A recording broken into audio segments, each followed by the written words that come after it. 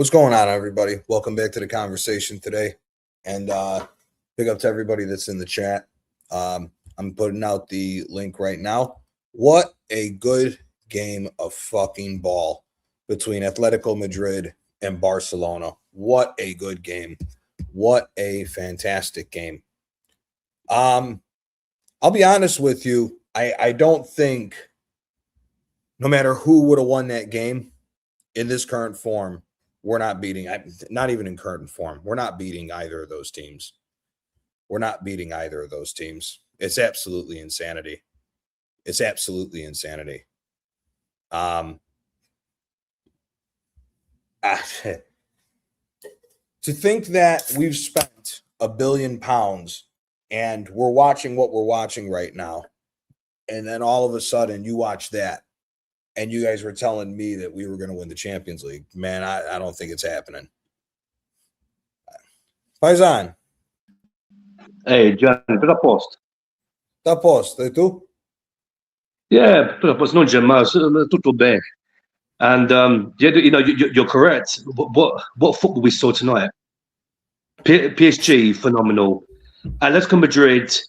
I must admit, if we get through, and if I had to choose between Atletico Madrid and Barcelona, even though they're both hard, I will go for Atletico. And the reason why is because tonight they were making mistakes at the back. And if they do that against us, we need to explore that. But then again, no game is easy. No game's going to be easy.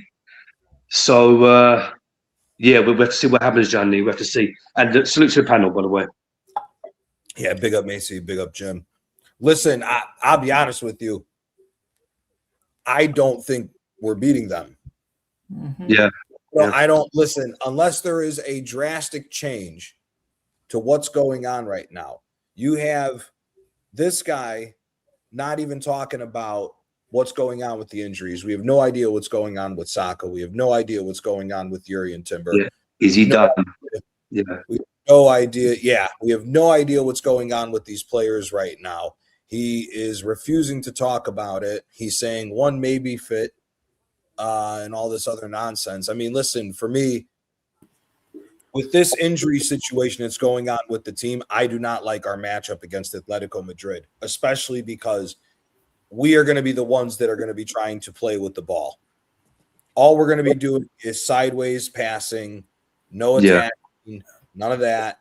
And you're telling me that we're going to play that type of football against that team that can counterattack like that. And then look at the matchups. Big up, Chike. Look at Chike. Hey, Antonio, James, Macy.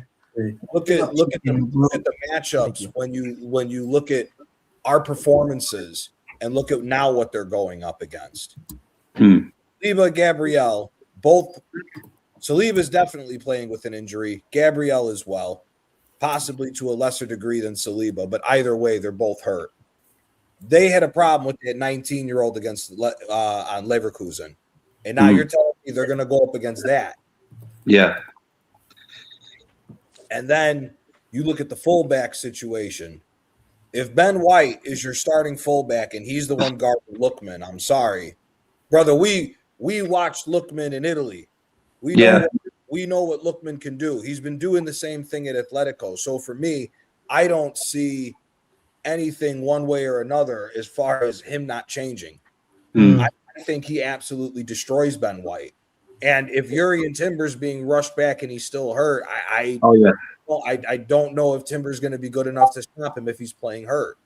So you got that. And then on the flip side, you're telling me Calafiori is going to stop Simeone's son or Alex Baena? Not happening. Well, first, Gianni, you first have to get through tomorrow, which I don't know if you're going to be able to do that, if I'm being honest with you. So this is all hypotheticals that you're saying, but if we're going to be completely honest, at the end of the day, us being up 1-0 at home, us being 1-0 up at home plays into our favor because the onus is not on us to go forward. As sad as that is, because at home we should be dominating possession and going forward and attacking and making it be a freak accident if they end up going and scoring a goal, not us sitting back and defending. But in our current form right now, that's all you can do is sit back and defend. We got nothing going forward. Where's the offense? That's why I said. That's my point, that Eze's going to be probably playing tomorrow. Unfit. Hurt. He's being rushed back a week at minimal. Possibly 2 to 3 weeks rushed early from what was it, a calf injury? Yeah, probably, yeah. So you're talking about a possibility of pushing him over the line on a muscular problem. And if Eze goes, there goes your creativity in the middle, because all you got left is Odegaard or Havertz or for some reason he puts Gabriel Jesus there sometimes. But, I mean, you saw that game against Barcelona and Atletico. Bro, it wouldn't have mattered who won that game. Arsenal's not beating them. I'm telling you right now, I think Atletico's going through. I think they're going to the final, because unless Arsenal do a complete 180 on form and magically get back healthy, I don't see us beating Atletico. I still think we can get past Sporting. Because I think with them attacking us, we may get lucky on like a corner kick or something against them. That may be it. But I listen, we still have to get through tomorrow, but I don't think it mattered who won today. And the fact that Atletico was able to do that against Barca with the way Barca was playing, I don't see us beating them. I don't see us beating them. Macy, what are your thoughts on the Barca game? And also, real quick, PSG, they might be the new favorites. They might be the new favorites to win this thing. Out of nowhere, this team, I'm sorry. If Enrique does it 2 years in a row, if he does it, Bayern's got to impress me tomorrow for me to believe that they're going to beat PSG. Bayern's got to do something impressive tomorrow for me to believe that they're going to beat PSG, because PSG, man, they are fucking different. That team is fucking different. Macy, big up to you, my guy. What Macy today? Yeah, big up Gianni, big up Antonio, big up James, big up Chike. Yeah, I saw the Barca game today, and I got to say, I was impressed with Atletico. Like, the way that I understand they conceded 2 goals, but the one thing I like about Atletico is that they're very resilient. They always try to keep Barca's attack out. Like Lamine Yamal, I don't know what's happened to him, because he looked so knackered in that game, because at one point he was trying to come forward, but Atletico's defense were holding him back. So I kind of feel sorry for Lamine Yamal. I mean, that would have been the moment for if we played Barca in the Champions League and they absolutely annihilated us. But Atletico got their job done. Now we play, if we get past Sporting Lisbon, which is a possibility tomorrow, I'm still not confident we can get past Atletico, because the way that they absolutely bopped up Barcelona today, I can have no doubt they could do the same to us, and then they could just have the freedom to attack us and score from one open play goal. And my problem is that comes back to the fact that we should have signed Abdullah Lukman first, because if we bought him, our wing will be more completely different. But the fact is, this comes down to this manager's foolishness. Because he bought Noni Madueke. What was going through this manager's mind? Abdullah Lukman was the best option for us, and he fucked it up when he brought in that headband-looking version of Eddie Gordo from Tekken. Bro, Eddie Gordo can at least put up a hell of a fight, unlike this headband-looking merchant. How about take your fucking headband off and throw it out? Because you're not Ronaldinho. And next week, I think Ronaldinho is going to be doing his Netflix show, and I'm going to be watching it. So Madueke is going to have to take some notes on Ronaldinho and watch his video as to how he became one of the most iconic Brazilian footballers in the history of our industry. I am still confident we can beat Sporting Lisbon, but I just seen their lineup. Helmond is just. I just found out that Morten Helmond is going to be available for tomorrow, because apparently he picked up a suspension in the last game that we played them, so he could be fit and available for tomorrow's game. So don't underestimate Hillman. I heard he's a tough Dane. tough Danish midfielder. And also, I also found out that the guy that scored at the Primary League a couple last week, I think his name was Brian Dragao. I can't pronounce his name. He scored, not Trincao, that midfielder. I forgot his name, but I heard he scored in the Primary League to ensure that Sporting Lisbon walks away with the Primary League title this season, because Sporting Lisbon are the Manchester City of Portugal, and if you make one mistake against these guys, they could literally take advantage of that. And we found it out in the first leg when they tried to test David Raya.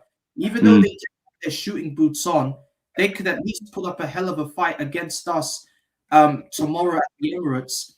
And this manager, yet again, he still doesn't like. Every journalist was asking him one specific question: is Saka available for tomorrow's game? And then he says, "Oh, I don't know." He's done. And then another reporter says, "Is Timber going to be available for tomorrow's game?" And then the manager says, "I'm sorry, I don't know." Like, it's like he doesn't want to tell anybody about the issues that is going on at Arsenal because he wants to keep everything a secret. And this is what I don't understand about this manager.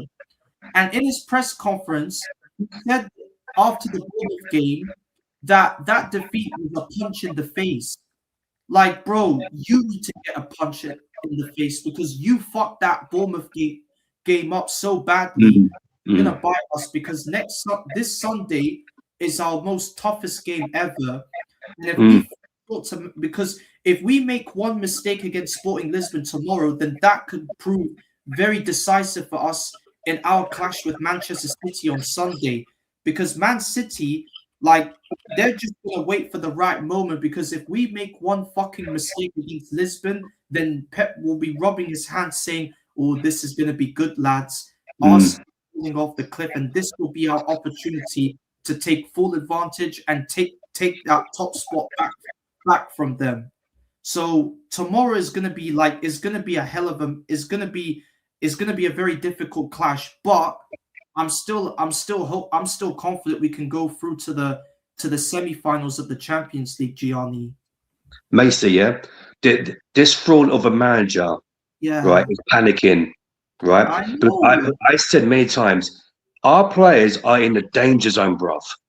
And also, in regards to Lookman, oh yeah, good player, but he would have ruined him. Yeah, he would have definitely ruined him.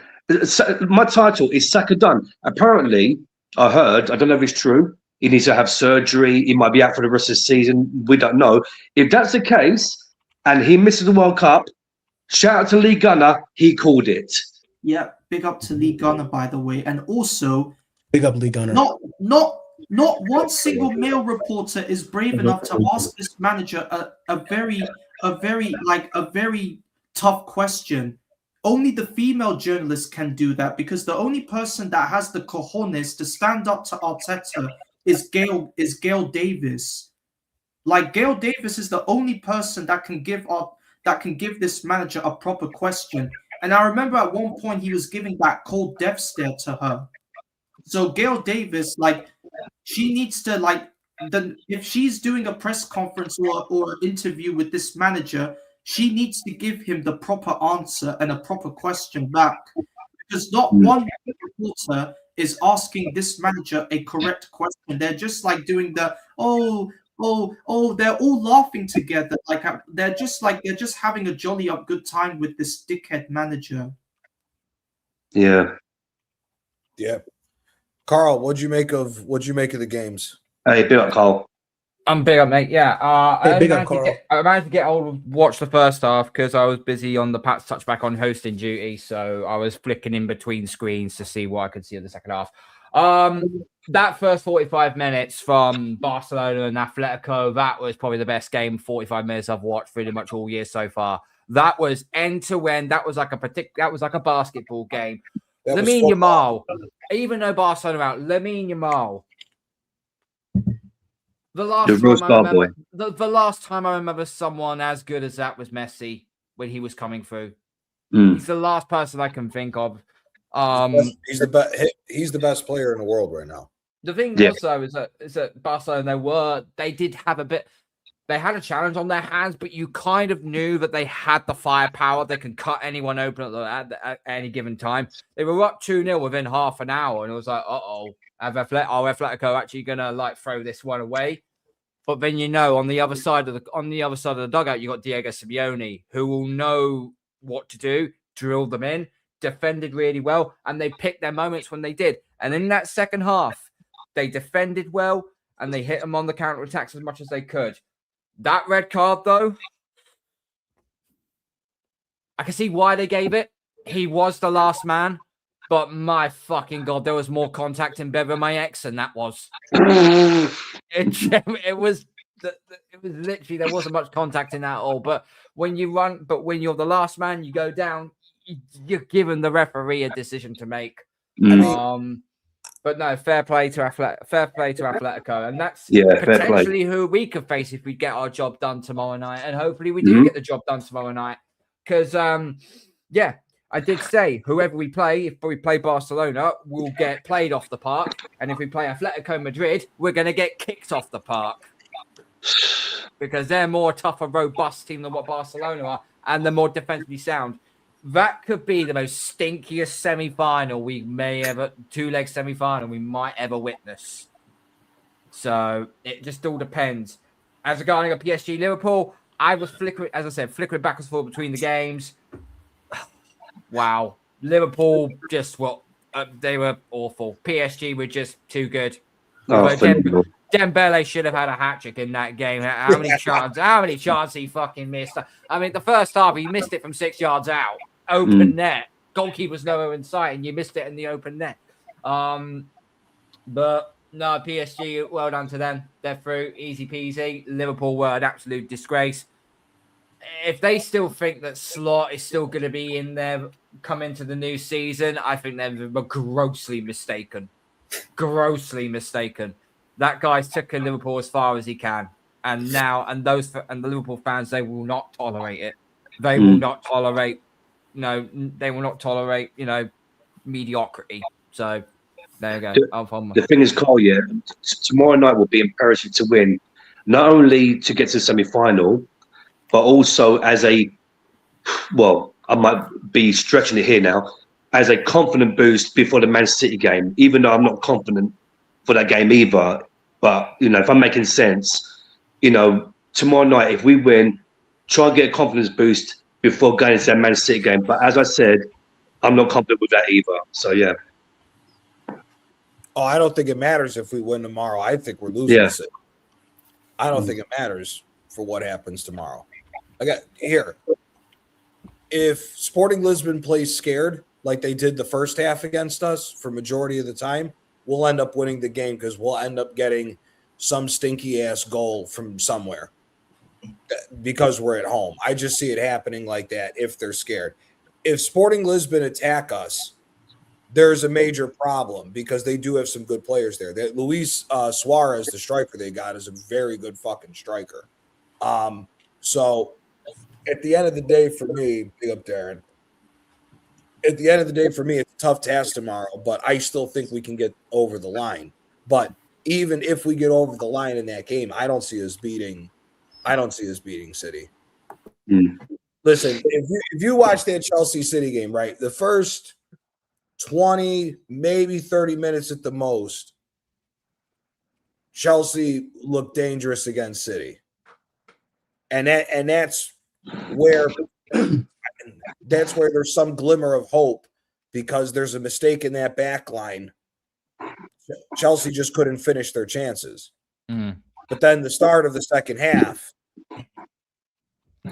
City was unplayable. I mean, I'm going to say it right now. I don't know what your guys' thoughts are, but Ryan Cherokee is my favorite player to watch in the Premier League. Oh, he's quality. That fucking assist that he gave to Mark Gahey's second goal was stupid. Talk about it, Gianni. Talk about it. That assist was stupid, man. And he's, bro, in the form that we're in, I think Ryan Cherokee is going to destroy us.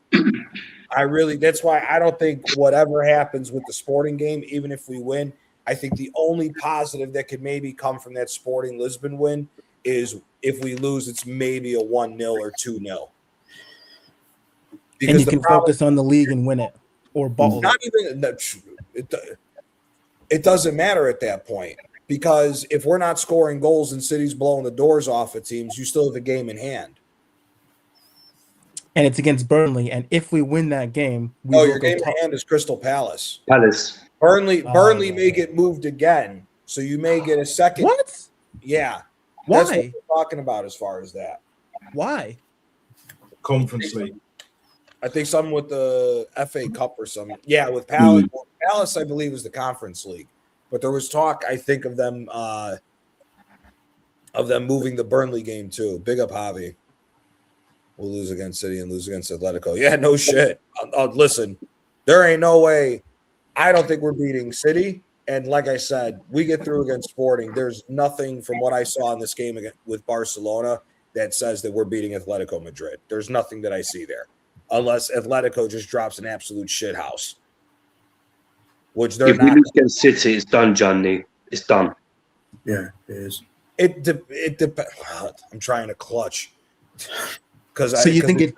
So if we beat you 2-1 on Sunday, you have to beat us. No. You have to beat us by 3 goals this weekend in order for us to go level on goal differential, and then you have the game in hand. So if you beat us by 3 goals,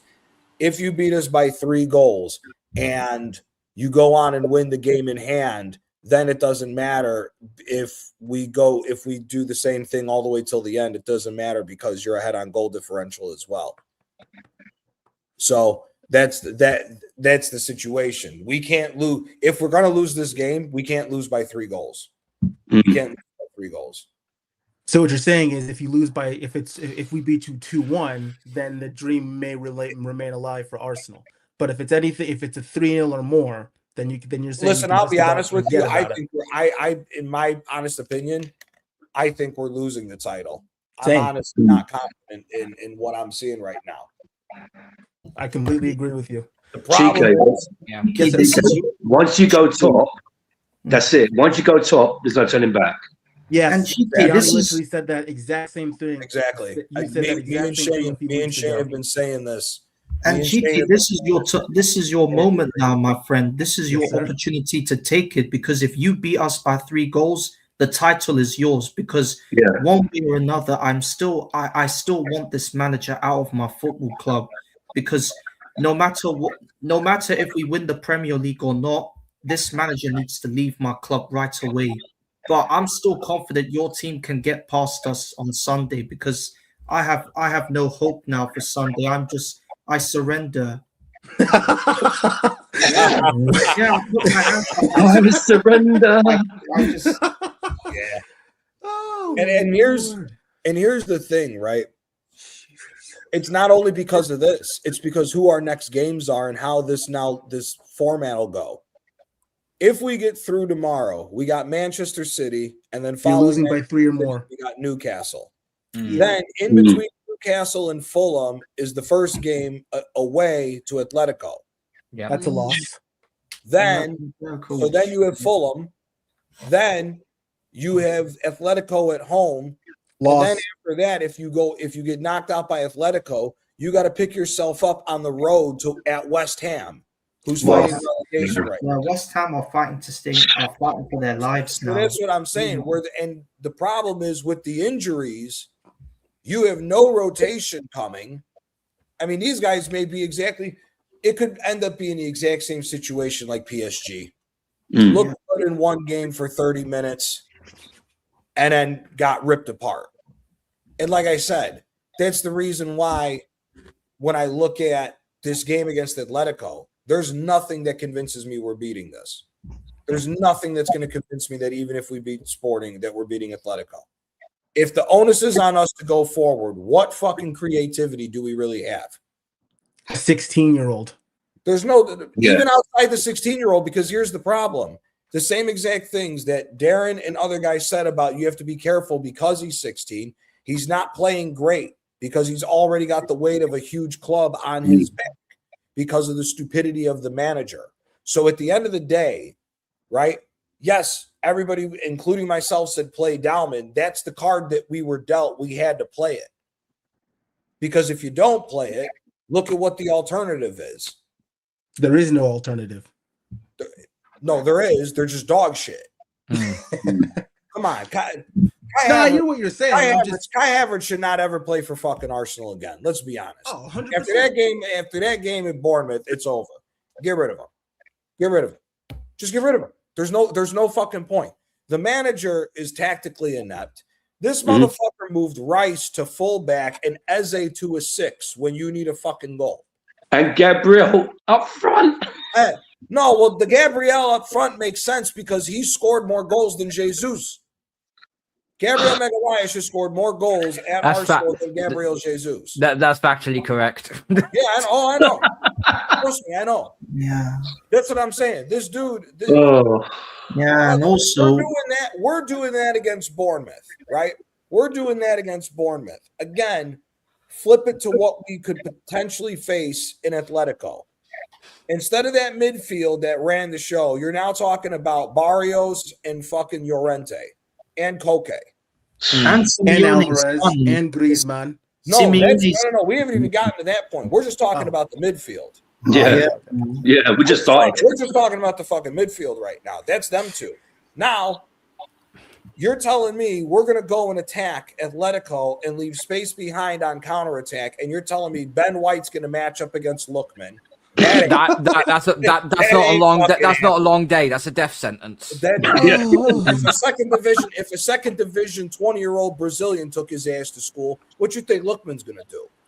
And then you're going to have Calafiori up against Simeone's kid or Alex Baena on the flip side? No chance. Sophia Carlson will get weighed in. And that's just the fullback matchup. Again, I know. The 19-year-old for Leverkusen was given Gabriel and Saliba all they asked for. All they asked, a 19-year-old. You're telling me that an injured Gabriel and Saliba are going to stop Griezmann, Sorloth, or Alvarez? No. It ain't happening, bro. It ain't fucking And also, and then Longley was a fill-in game. He was a fill-in player. Yeah.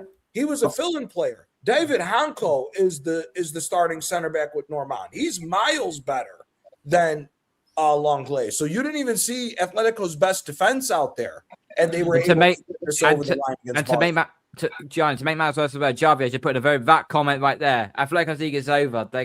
All they've got now is the Copa del Rey on Saturday. Yeah, that's true. I think there's like a 9 or 12 point gap from where they are to 4th, which is Villarreal. They lead Real Madrid by 11. I think they. But apparently, Simeone's washed up. Apparently, yeah, but still, will it be surreal? And that's the thing. This would not.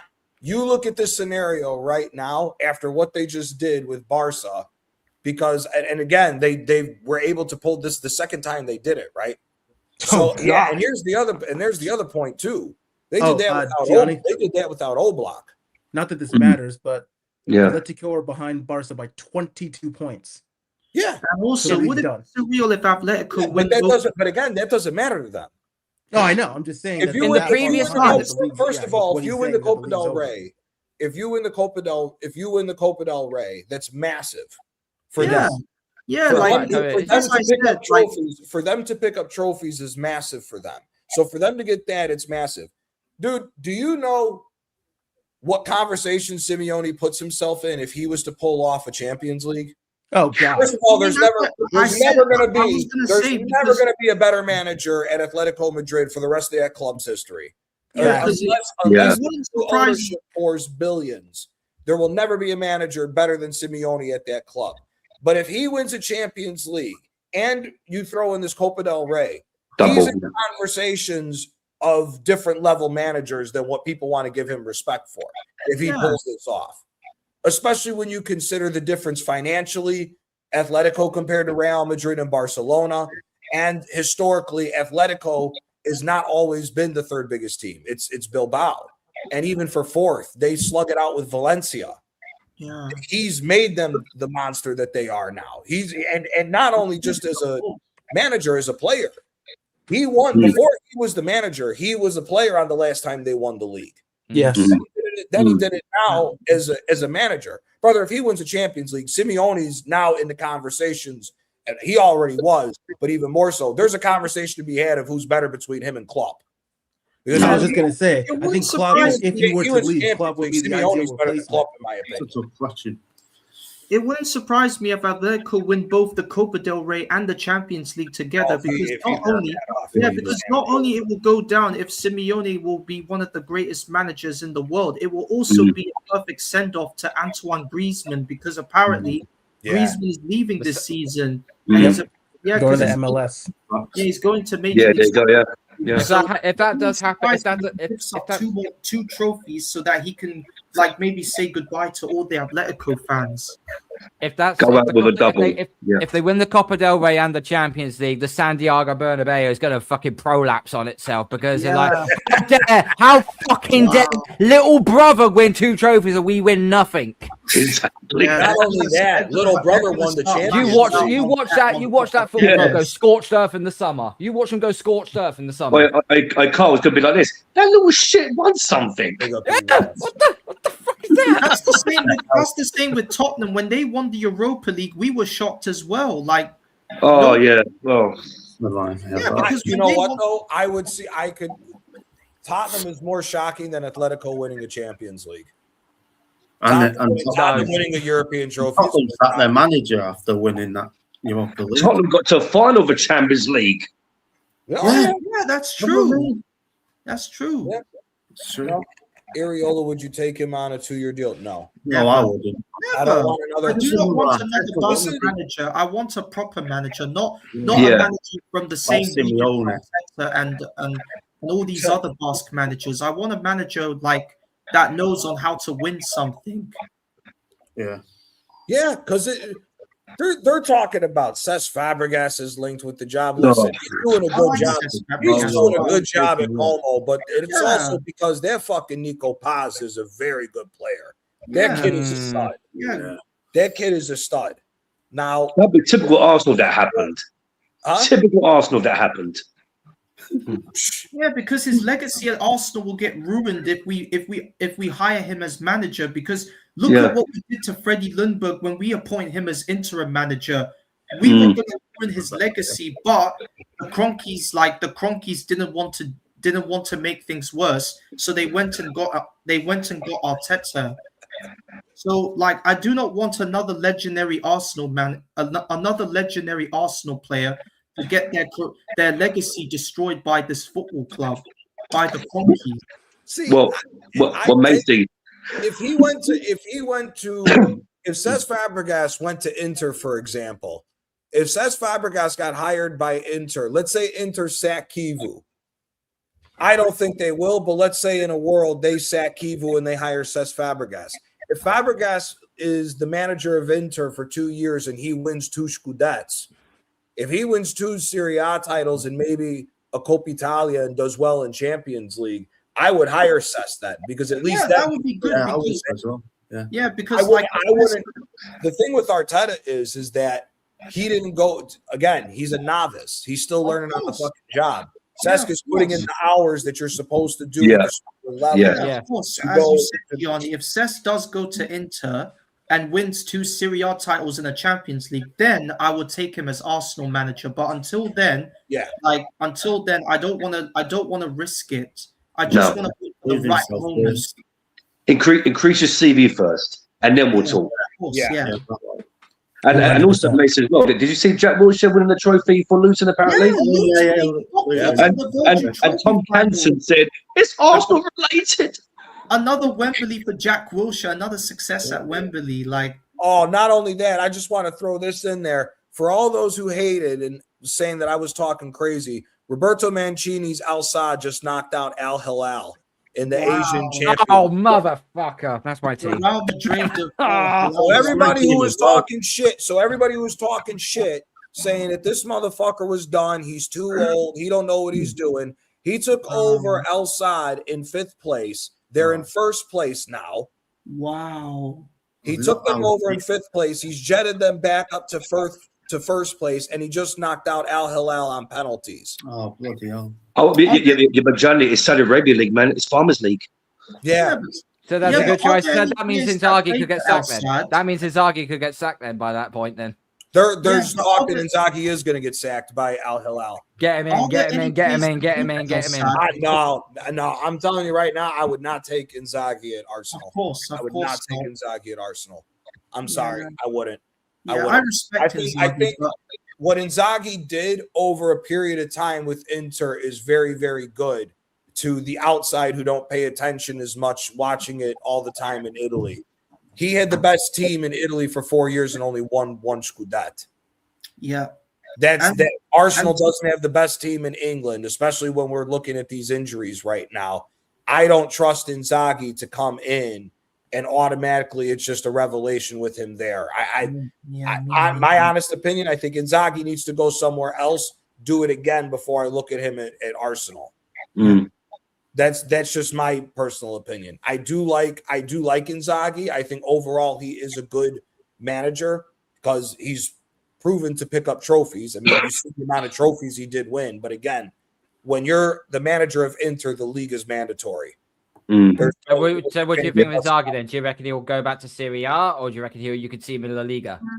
Honestly, I could see Inzaghi being the successor to Simeone at Atletico. Yeah, agreed. No, that would be a good idea. Like I could potentially see Inzaghi going there.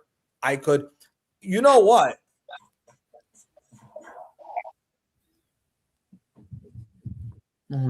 If he walks at the end of the season because there's still no money and they have to sell a decent amount of players, I honestly wouldn't be shocked if Inzaghi got the Aston Villa job.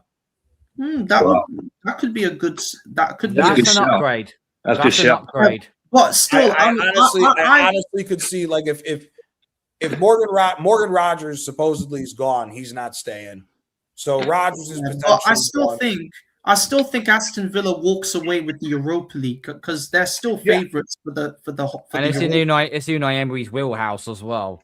Yeah, and they're currently leading 3-1 against Bologna, so they have the advantage now. They're through. I'm only more concerned if Forest actually go through because then all I want to do is just see Villa Forest semi-final. That's all I want to see. Yeah, because Porto's pretty good. It looks shit on paper, but they'll give it their absolute all. Yeah. Crystal Palace win the trophy. Crystal Palace are leading 3-0 aggregate against Fiorentina in the Conference League. They'll win. They're gonna win. They'll win the Conference League, and then that will be the perfect send-off to Glasner because leaving at the end of the season. And I think that Crystal Palace Man City game will be delayed. It could be after the end of the Premier League, so they might play somewhere over there. Yeah, that could. Yeah, it's true. Yeah. Got to be careful though. You got to be careful because. No, they're going to have to force it because what's it called? When's semi-final of the FA Cup? The 25th of April. When we play Newcastle, 25th, 26th of April. Mm. Wow. Ooh. That's in basically 2 weeks. I think that's basically just under 2 weeks. It's next week, next weekend. It's the semi-finals of the FA Cup. The semi-final, and then the final is what? Just before the last 2 games of the season? Yeah, because when the FA Cup final finishes, then we will have the World Cup starting. You got the Champions League final sits in the end of May. Yeah, the FA Cup final is before the last day of the Premier League. It's on the 16th of May, and I think the 24th of May is the last day of the Premier League. All international teams have got 2 weeks. They got 3 games, 3 friendlies to get tuned up, ready to go, and then obviously the World Cup starts. Yeah. Huh. Yeah, no, I'm just thinking about it because then that means City would play a game and then go on and play Aston Villa for their last game of the season. And by then it's already over with. What the fuck am I thinking? I don't. So back to the topic. What did you guys think of all this nonsense with Cesc? That they're already linking him with the job. It's like everybody says they want fucking Luis Enrique, but obviously he's not leaving because now there's talks he's signing on. So it's like, how are we jumping to Cesc? And then you had some dumbasses talking about Iriola since he's going to be available. I'm like, sorry, man, no, I'm not. I'll tell you where Iriola. I tell you where Iriola's going to go right now. He's going to end up at Newcastle. It's right. I think Newcastle I think their patience and warmth. And don't get me wrong, Eddie Howe has done well for what he could. But guess what? Just like our manager, he's only been able to take them so far. It's time to build. It's a risk with Areola because all he's done is manage Bournemouth. But you see what he's done. You see what he's built from there. And he's probably one of very few teams in the Premier League that actually play a really, really nice brand of football. So at least he'll get nice football up in Geordie land. So I could see, you know what? I could see Eddie Howe getting the Palace job. Eddie Howe would be a good option for Palace, or they've made contact with Robbie Keane as another option of being Palace manager too. I don't know. That's Robbie Keane. It's chancing it a little bit for me. Yeah. If you're going to try to continue where Palace is at, I mean, Glasner. I mean, what do you guys think of Glasner as a manager? Not to take over Arsenal right now, but is he potentially, let's say by some miracle, not for us, but by some miracle, Arteta keeps his job for one more year. If Glasner was to go on somewhere, let's say, I don't know, like a Porto, and won the title with them, would you potentially look at Glasner for Arsenal, or are you still holding off and looking elsewhere? For me, I wouldn't. I do wait. For me, here's the thing, right? Big up Johnny for having me on the show. Big up Nat. Always, bro. No, big up Nasta, man. Tribal Chief Macy, always. Big up Natster. Roman Reigns is wrestling. This is Roman Reigns' time. Big up big up Timbo as well. My boy Natster there. My thing about Glasner is this, right? Highly rated head coach, very good manager. He's got a proven track record in Europe with Frankfurt, and you see what he's doing at Palace. They're winning that Conference League. There is no team for me that will beat them. Like, period. Was it Fiorentina? I think is still in it. They're 3-0 down on aggregate. They're finished. No, they're done. They Yeah. lost like 3 or 4-0 in the conference. I'm looking at it now. I think with Glasner, we're at a point, Arsenal Football Club, where it's elite manager or no one in it. Exactly. It's literally got to that point where it's elite manager or no one. For me, not even just because of tonight, because I was watching the Atletico Barca game. I changed it at half time. It was like 0-0, and then PSG gone on to do what they did, which we knew they were going to get through anyway. But that Atletico Barca game, I thoroughly enjoyed it. Like Carl said earlier, it was end to end. It was proper fucking football. That was football. And even with the red card, it's just like the right. Atletico got that goal at a crucial time. They switched the mindset. They switched the mentality. And Don Diego, you see how calm he was. Do you know what I'm saying? I would never do that bullshit. And that's the guy who I want. Other than Don Carlo, it's either one of the two Dons. Yeah, we're going mafioso on this shit. We already got Andrea Berta, mafioso bad boy Berta. Now we need another one, innit? We need a Don Diego to put a rocket up these players' asses. Or Carlo, Mr. himself. You know what I'm saying? Somebody's got something playing in the back. This is why this show's been missed. I'm gonna tell you this right now. My microphone's fine. It's not my microphone. Yeah, who's playing something in the back? No, it's not me. This is the only. Not me. There you go. Nat, what I'm afraid of, Nat, if this fraud of a manager gets an extension, Berta's going to go. That's what I'm afraid of. 100%. The truth of the matter is, the way that I see it, Antonio, right?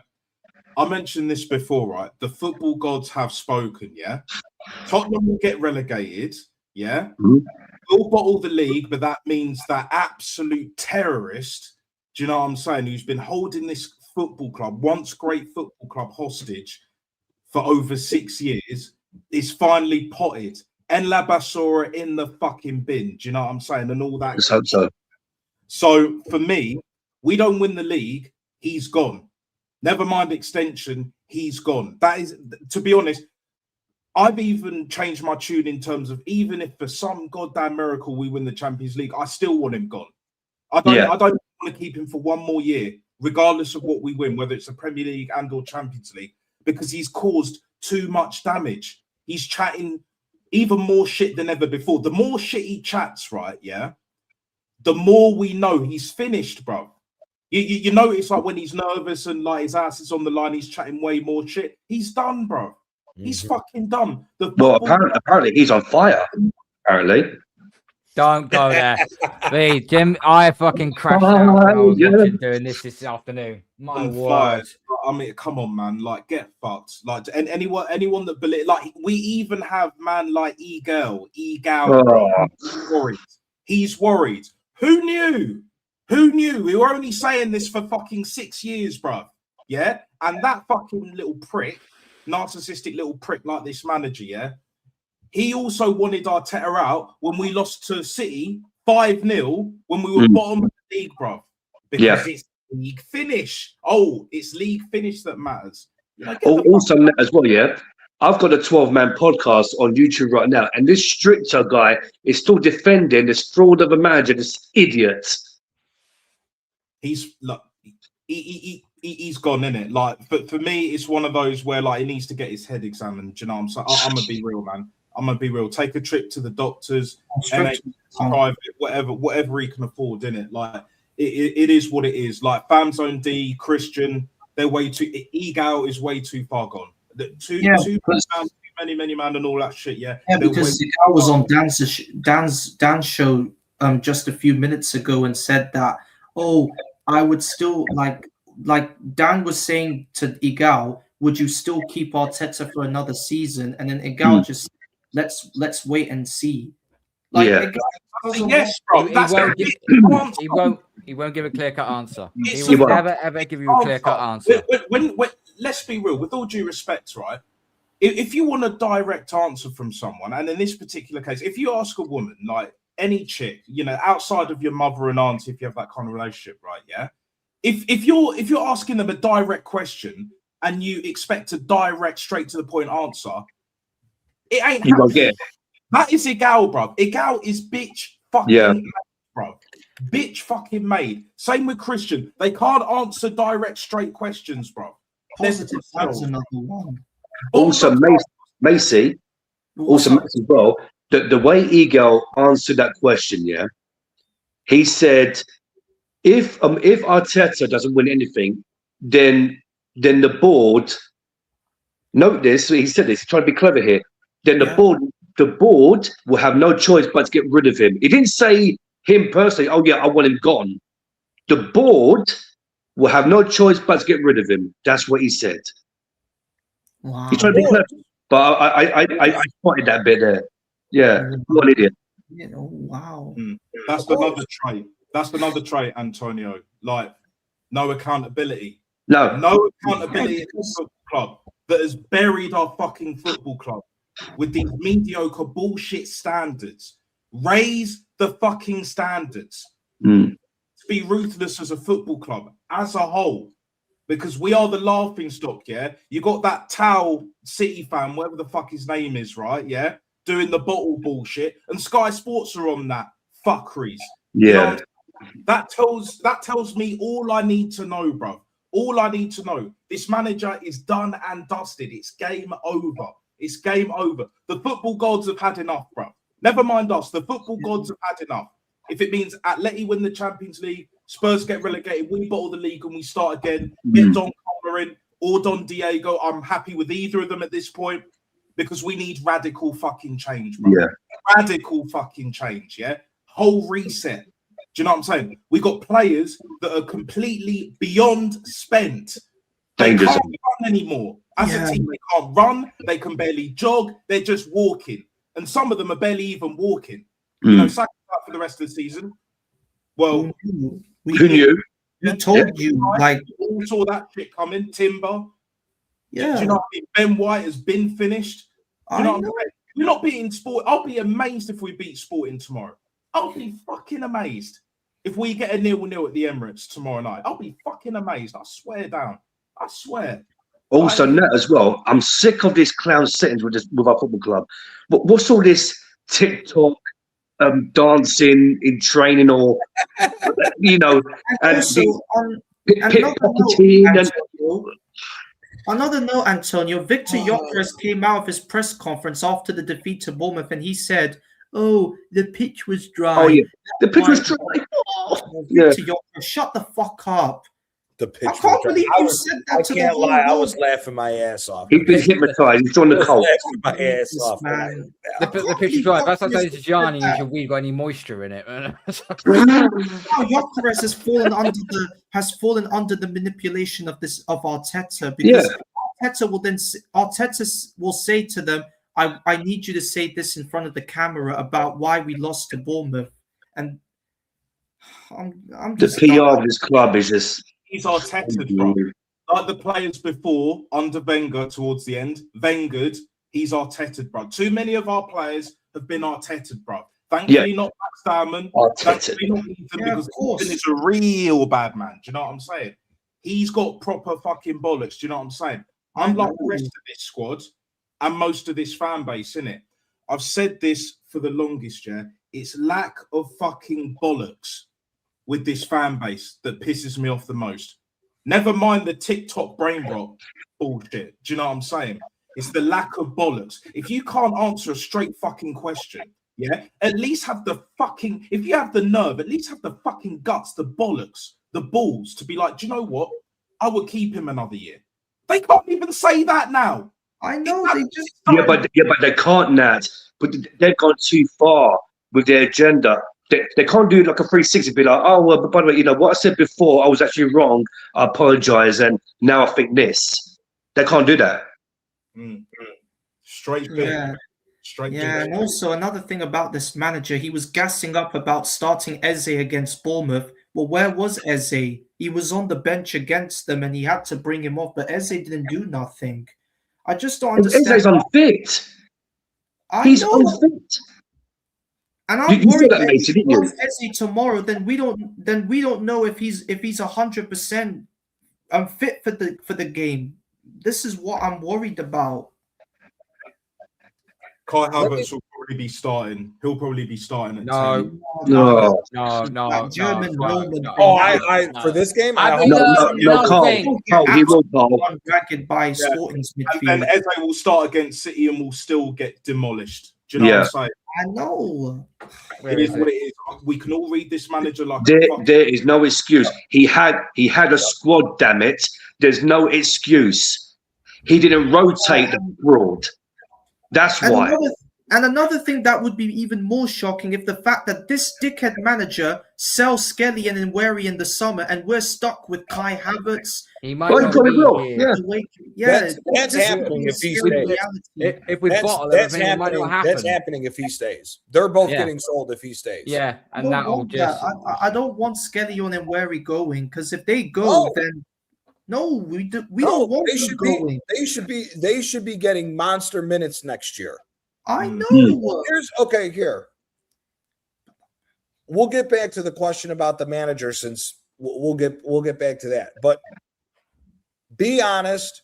We can make this a yes or no, or if you want to talk more about it, we can. But realistically, if he wins the league, if he does hold on and win the league, it's almost too much of a risk to even keep him longer past this season because of the injuries. If we keep him, right? If we keep him, you sell Lewis Skelly, you sell Ethan Nweri, because that's going to happen if he stays. There already was talks that Kai Havertz is going to get an extension if Arteta stays here, which will be an absolute fucking abysmal situation, right? But you not only have that situation, but you realistically, if you don't get if you don't pull a Chelsea and get 5-6 new players in this transfer window to replace them, we may be in a top 4 race next year. We may be like Liverpool. Yeah. These injuries are going to come back to bite us in the ass because these guys are not going to get a break because of this World Cup. No. Johnny as well. If he wins the league with the way he's playing, this season. Don't be surprised if he takes that to next season. The news from Indicalia that Julian Nagelsmann to United looks likely. Look, listen, if they hire Nagelsmann, they're idiots. If they hire Nagelsmann, they're idiots. I'm sorry. I'm not a fan of Julian Nagelsmann. Stick with Carrick. Like, stick with Carrick for now, and then... No, I disagree. What? I disagree. I don't. But Manchester United should be hunting for the next guy the exact same way Arsenal should be. Go get a manager that's going to play open attack. Who should Manchester United take as their next manager? Because like Ancelotti. That could be a good option, but Manchester Unai Emery. Glasgow. It's not too bad. My problem is with Manchester United is that Ineos are like, I don't really trust Ineos the same way I don't trust the Cronkies. See, here's the thing. It doesn't matter if you trust Ineos or not. It's going to if the fans are looking at this from a position of they want the same bullshit, then that's what's going to happen with Nagelsmann. Yeah. He's not that great of a manager. Again, he's the one that got Bayern Munich out early, both years when he was there as a manager. Nagelsmann ain't that good of a he's done some decent work, but I just don't think Nagelsmann's the guy. Man U should be looking at a bigger named manager. Man U should be paying as much as it would piss everybody off, but Man U should be paying money to get a release clause and get Thomas Tuchel out of the England job and hire him. You should be going for a big name manager. Your Manchester. That would have been the case, but he signed an extension before the World Cups even started. So I don't understand that. So that now is probably out the window. I presume. I just don't see Nagelsmann being this guy that everybody thinks he is. I really don't. I really don't. They better hope that this whole story of this 300 million spending spree is going to happen if you're going to get Nagelsmann as a manager. Because if you don't get that money, you're going to have a big fucking problem. Because I believe in him. As I said previously, Man United right now are houseplant FC. Yeah. If England do not do well in the World Cup, what about Tuchel? I would take Tuchel at Arsenal. I would, but he's got 2 years left on the England contract. He signed an extension, which means now that puts him through past Euro 2028. That doesn't matter. If you're serious, you got the money. You're paying this fucking bum 15 million. You got the money laying around to be able to go and fucking pay whatever England's gonna want, and then go fucking get whatever manager you want. Exactly, Javi. Exactly. Yeah, to be honest, Antonio, I think like with Tommy Tukes, I think that ship has failed. The time we should have got him was when we were lingering 15th, in it, and he was sitting. That was the time we should have got Tommy Tukes. Yeah. But also, not only that, that was when he got sacked by PSG after the Champions League final when they lost to Bayern Munich. And he won Chelsea the Champions League that year. Yeah. Embarrassing. But also as well, I think the Ancelotti ship has sailed as well, in my opinion. I don't believe that. I don't believe that. It's been too long, Johnny. But if we don't get Don Carlo, I think we should go all out for Don Diego. And as long as Berta's still here, Andrea Berta's still here, do you know? Because what I would want, and I don't think it's the most likely, but there's a decent chance this could happen. We know if Arteta wins the league, it's most likely he's going to stay on. However, if Andrea Berta, has a word with Josh Kroenke and be like, look, we won the league, but this is not sustainable. Look at the injuries. There is the ever so slight chance where Josh gives Andrea Berta the green light to be like, look, if you think it'll be better to get this manager, let's say Diego Simeone, Don Diego, then do it. You know I'm saying you worked with him before. I wouldn't be surprised if they're already having that conversation, regardless of what happens in it. Yeah. Like here right now, Fat Boy Slim settings. It's not the most likely. I'm not saying it's the most likely, but if Andrea Berta's really that guy, that personally I've been putting faith in him because he's basically our last hope, isn't it? Then you know what needs to be happening either now or pretty much the end of the season because this can't carry on. You know, on another live stream, I didn't get a chance to ask all of you this question. Yeah, in every business, you got hierarchy of managers, supervisors, managers, and things get fed back, like by level. Oh, is it happening at Arsenal? Is anyone feeding back? Is Berta feeding back to Kroenke saying, look, this guy is messing things up. We've got players who are injured, danger zone. We've been knocked out of like all these competitions. We could lose the league. Is there anyone feeding back? We'll find out. That's why this summer is going to tell us everything about. That's why this summer is going to tell us everything about this club. If we don't win the league this year, this summer is going to tell us everything we need to know about this club going forward. I know, but the thing because is, if Berta was brought in to do what a sporting director is supposed to do, then he's going to get sacked. He's going to get sacked. Okay.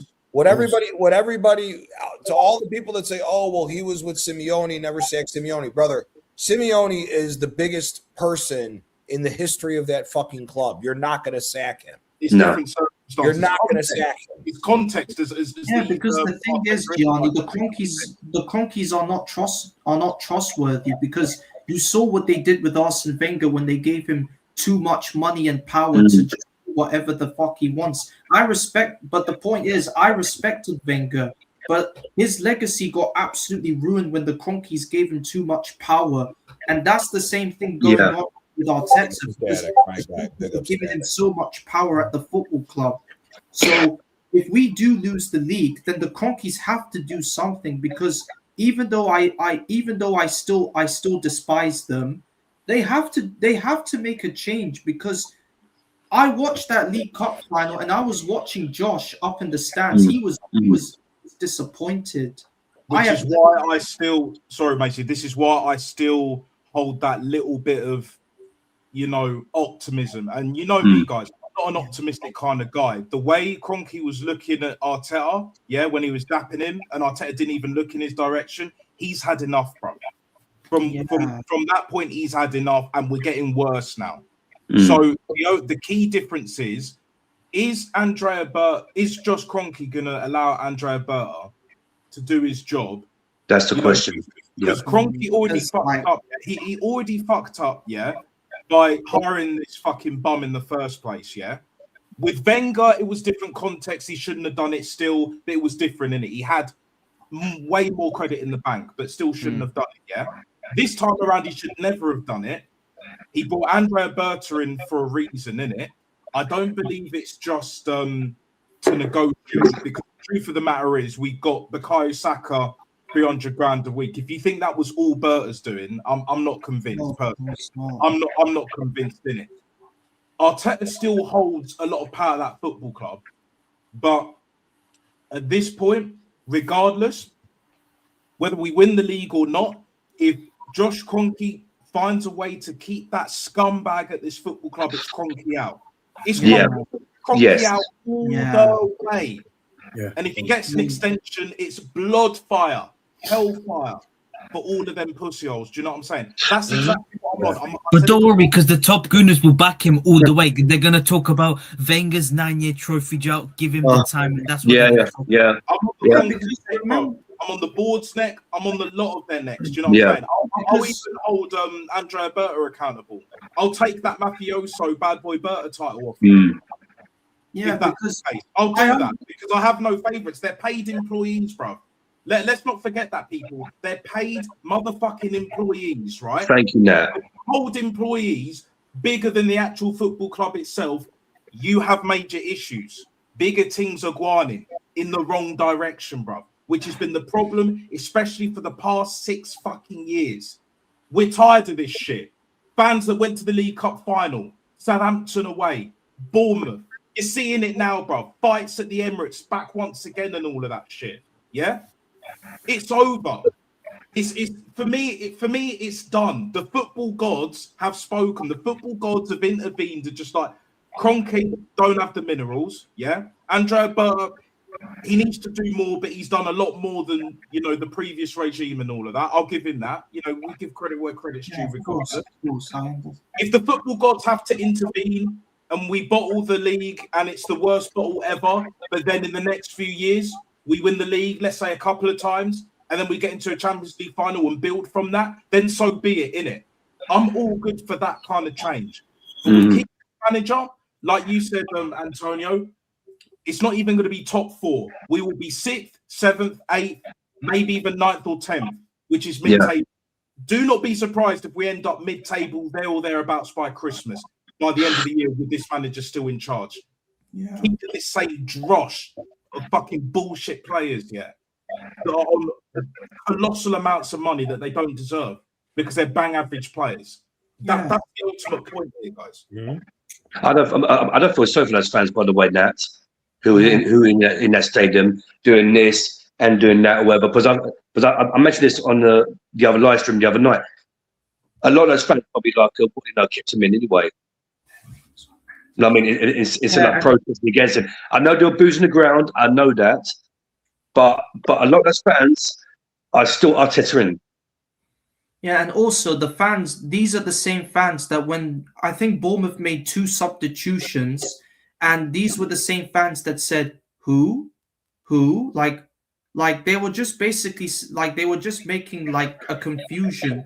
The Bournemouth substitutes were Andy Smith and Yunus Unal. So for any Arsenal fan base to sit there and say, who? Look at the view, look at the Titantron, and you'll see their names. Like these Arsenal fan base, like they just all they do, they just want to want to do this with their hands in their head. They just want to say, "Oh, look, I'm in the Emirates Stadium. It's my first visit." Like, these are our Arsenal fan base. Like, not us in particularly, but the people who go to the Emirates. They don't even care. They just only want to like go on Instagram or other platforms and just say, "Oh, look at me. I'm in the Emirates for the very first time." Like, it's a family, guys. Got North London Forever as well. Don't forget, you got to sing North London Forever before the game. You got to take your scarf out. And also, you got rival fans talking about Arsenal because they want the clicks and views. Which, by the way, I respect the hustle, but they can piss off too.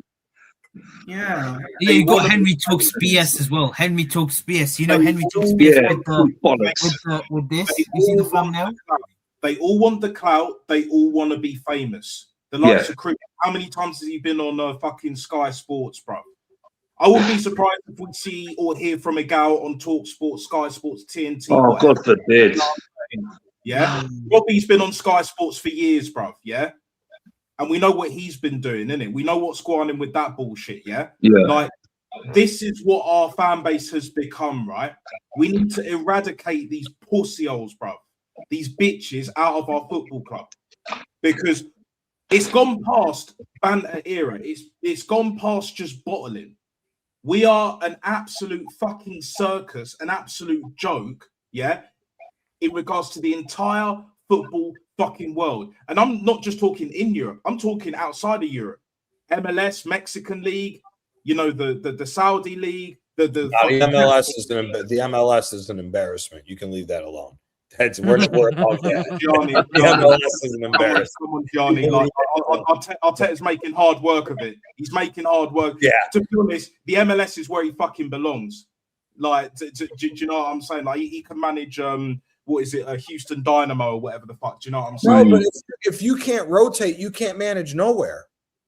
Exactly. If you don't know how to rotate, you can't manage anywhere. It doesn't matter if you're the manager of Arsenal, if you're the manager of fucking Sunday League, or if you're the manager of the Beer Brigade. It doesn't matter. If you don't know how to rotate fucking players, the same shit's going to happen over and over again. It doesn't fucking matter with that. That's why when you look at the situation that we're in, that's why the lack of rotation is the biggest thing. Anybody who's trying to make this about, oh, we didn't spend enough on him, we didn't, like, I love Dal to death. Big up Oregon Goon every time, but I fundamentally disagree with that. We should have went out and spent money in the wintertime. No, he's had enough money. If you're a good enough manager, coach what the fuck you got. Other coaches have done more with less. Way more. Exactly. So that's why I'm saying, like, that one aspect of, oh, we didn't go out and get anybody. We should have got Simeone. No, bro, we just broke this down. Nani Madueke is a 90 million pound fucking player. Scrub. 90 million pounds. Another Chelsea week. When you take his salary, when you take what we're paying him as far as salary and what we paid for him in a transfer fee, he's a 90 million pound player. For what fucking we paid for in total for Madueke, we could have got both Cherki. We could have got any combination of Cherki, Baena, or Look. Oh God. Yeah, and look what Semenyo has done since he went to Man City. He won a trophy, and I can promise you, if Man City win the FA Cup, if they do a domestic treble, then Arsenal has to be folded down completely. Imagine that. If they do a domestic treble, it's the biggest indictment on this manager. It goes to what Nat says. He'll probably go into fucking TalkSport or Sky Sports or some shit to become a fucking talk show or a pundit. Yeah.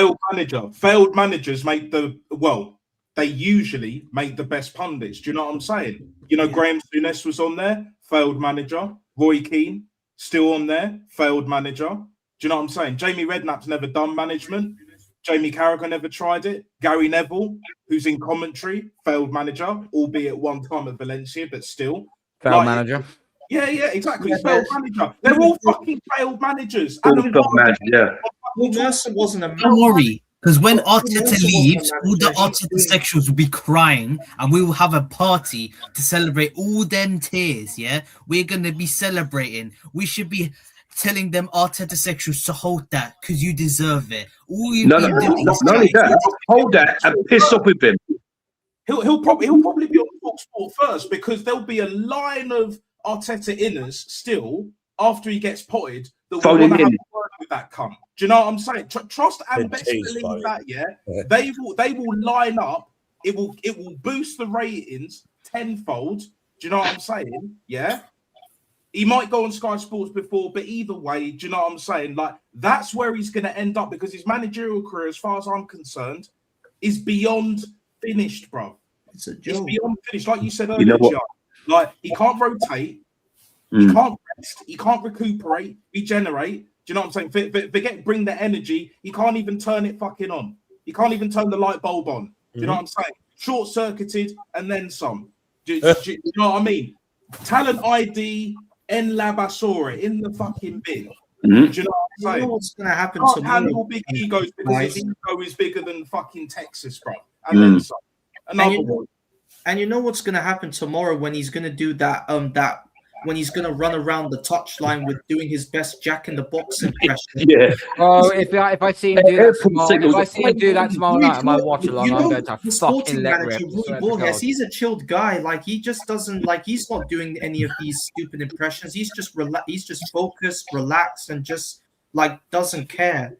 Like, he knows on what he wants his team to do. But with our manager, he just does all of this on the touchline to make a fool out of himself. Not even Diego Simeone does it. I mean, he looks like a bailiff is about to take your fucking furniture away. But he doesn't actually.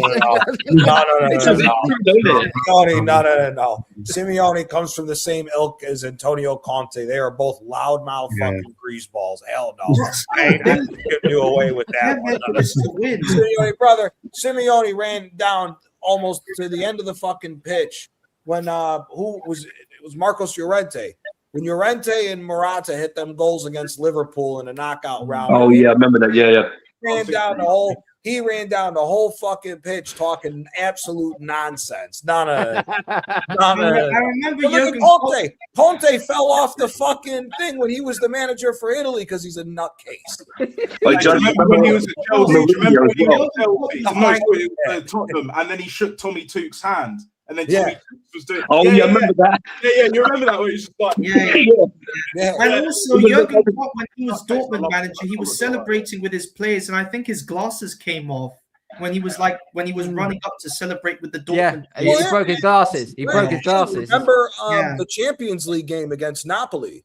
The Champions League against Napoli in Dortmund was when he got that red card because he was screaming at the one ref for one of the calls in that one. Yeah. But that was it is what it is. They all have that all managers have what you would say is passion. The thing with Arteta is it feels like all his shit is choreographed for a certain way for it to come off. It's like he's choreographing for Chicago. Yeah. He's choreographing for Chicago. Yeah, exactly. I think one of the best trolling celebration was Mourinho against Barcelona. Oh, yeah. He's doing He was like, and then he was at Juve. Remember, he was Man United manager. Is like, yeah, that was the one I was. He's doing that. I love that. Yeah. And then he's doing the whole. He's especially. He's a bad man. And at one point, he and Arsene Wenger had one of the greatest rivalries of all time. Like that wasn't a rivalry. That was a rivalry. Mourinho was kicking the shit out of Wenger. Yeah, because Mourinho's always one step ahead of Wenger. It's already dead. Especially Wenger. Like mad. Yeah. I think it was actually hilarious. Yeah. But yeah, as far Carl, what we didn't get to you. What's your take on this whole bullshit now that there's links that if he goes that Cesc Fabregas could potentially get looked at? I've said, me and Shane were talking about it on the show that we had yesterday. Big up to Shane Gooner every time. Big up to Shane. But big up Shane. Me and him both said he's got to go. I would like to see Cesc take over one of the bigger teams in Italy. I'd like to see him take over. I would take him at Napoli. I wouldn't lie to you. I would take him at Napoli, but only if it was a younger team. But if Napoli's like just going to pivot, I don't want him going for a Scudetto. I'd rather take our chance at Roberto Mancini, which sounds like it could potentially happen. But like, I think he needs to go somewhere else and put some more minutes in and win some trophies before he comes back and manages Arsenal. I don't think he's ready for this because he's walking into a shit show.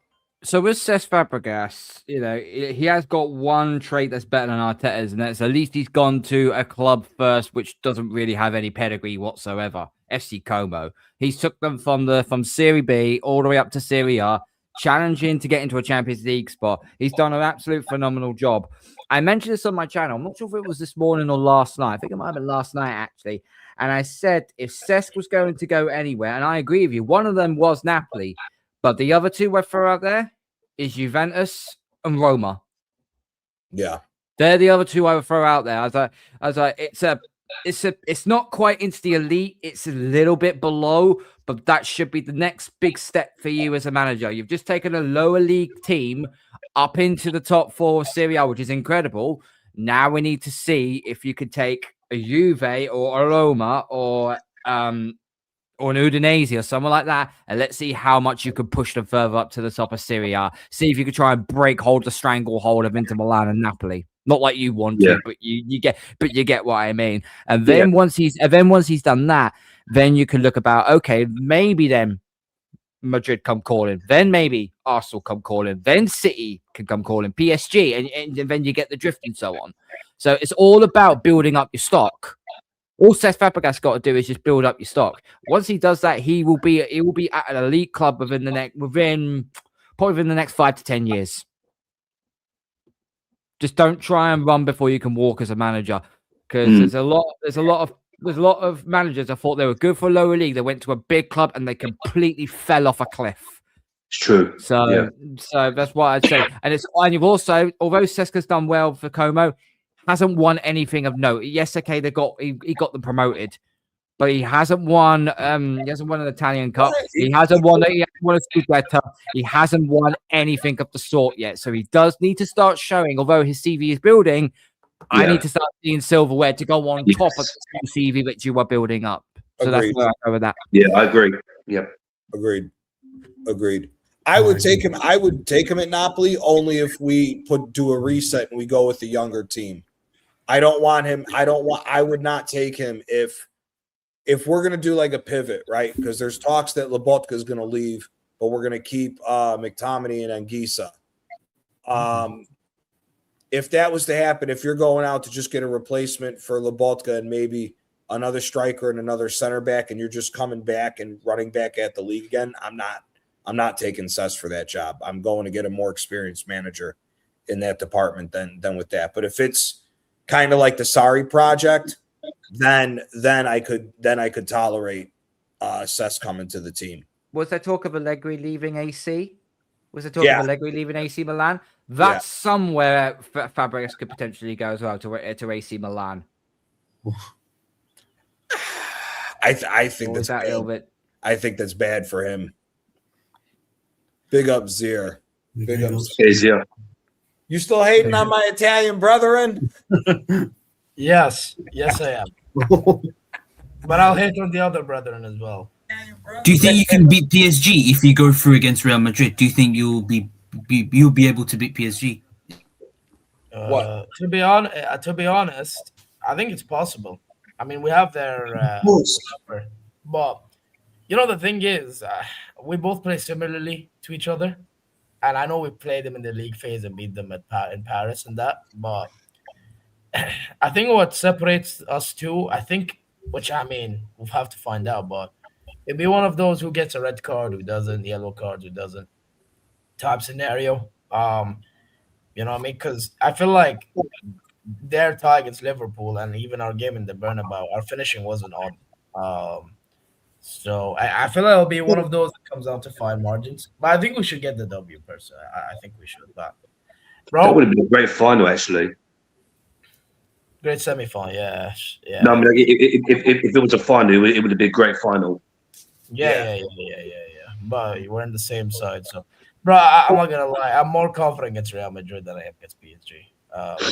Real Madrid pack it up, man. They're all talking about remontada, this, remontada, that. It's just one goal. I'm starting to realize, man, Real Madrid fans low-key acting like Arsenal fans. Crazy. If that's the case, football that's is disrespectful as yeah. I'm telling you, as a Barca fan, this is what I've been dealing with all week. This is what I've been dealing with all week. You know what? If Real Madrid fans lose their standard, football is finished. I think it's something like in 36 times. I think it's sorry. Go on, sorry. You all been hoping that Madrid saves football, bro. It's been dead. It's been dead. Deal with it, bro. It's been dead. I've been telling, man. Arsenal has given the virus to everybody else. That's You're welcome. Yeah, you're welcome. The one thing I say with Madrid, okay, because obviously I did check it. I think it's like 36 times they've played in Germany. 8 wins, 8 draws, 20 losses. They do not do well in Germany. Madrid do not do well in Germany at all. Because of the recent record, Carl, guess what? Now they think they can beat us. That's why. It's because of their recent. They're getting slapped, bro. Their team is nothing. Their team is nothing compared to what it was like 10, 15 years ago. No chance. If there's gonna be an upset tomorrow, it's gonna be Sporting against Arsenal. If there's you actually think so? Is that actually a upset though? If you get a chance, just watch the highlights of the Arsenal Bournemouth game. We were terrible. Oh no, I didn't need to. I watched the game. You poor sod. You poor sod. Do you insult yourself to that? I'm getting it. I actually watched the game. I'm not joking. I watched the game.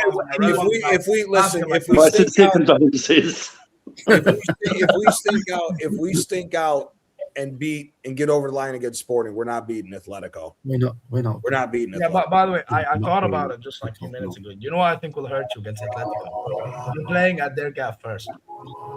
Who's got music playing in the back? Yeah, guys, that's copyright, yo, copyright, yo. But, no, brother.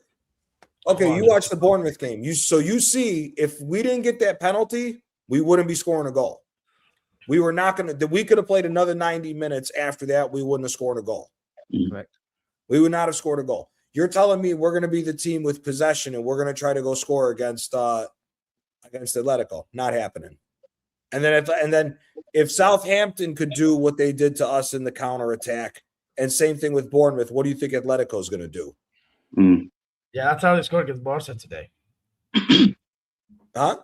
That's how they scored against Barca today. One counter down. Well, that's the thing.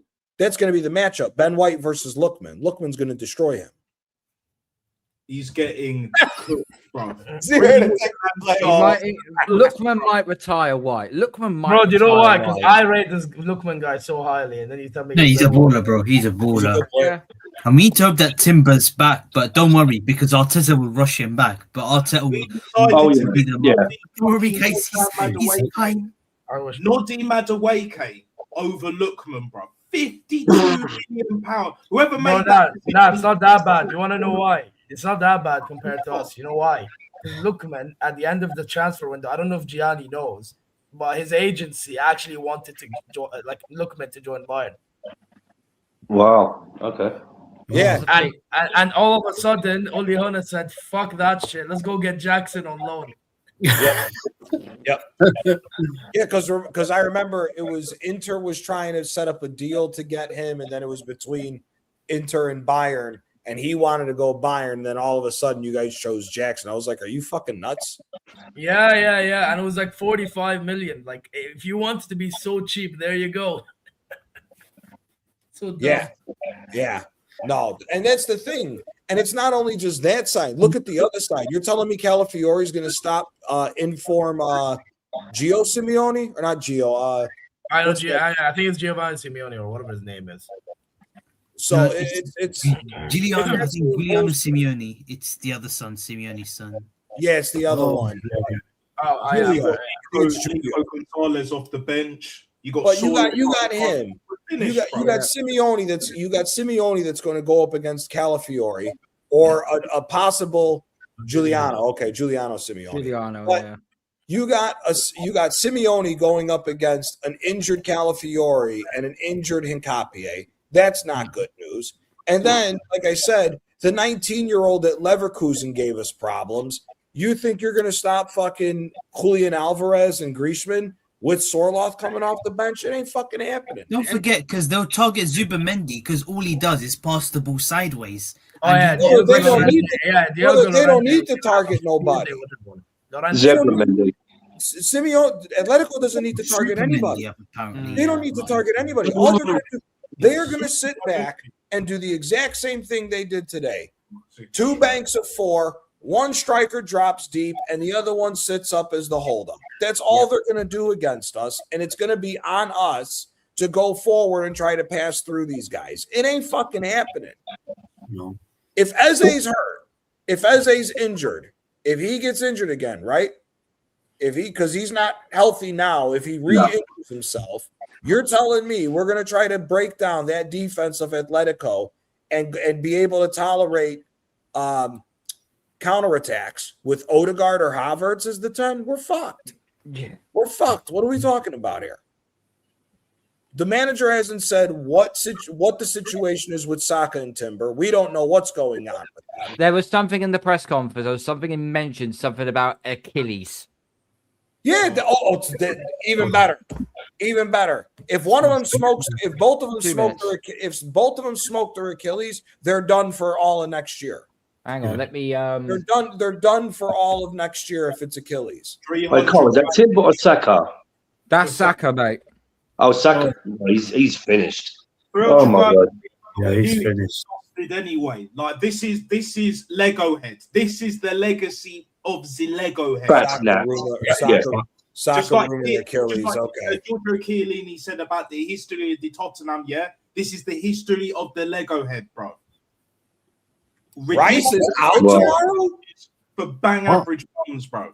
No, there ain't no way Rice is out tomorrow. He didn't appear in the first team training, by the way. There was 5 players. There was 5 players wasn't in training.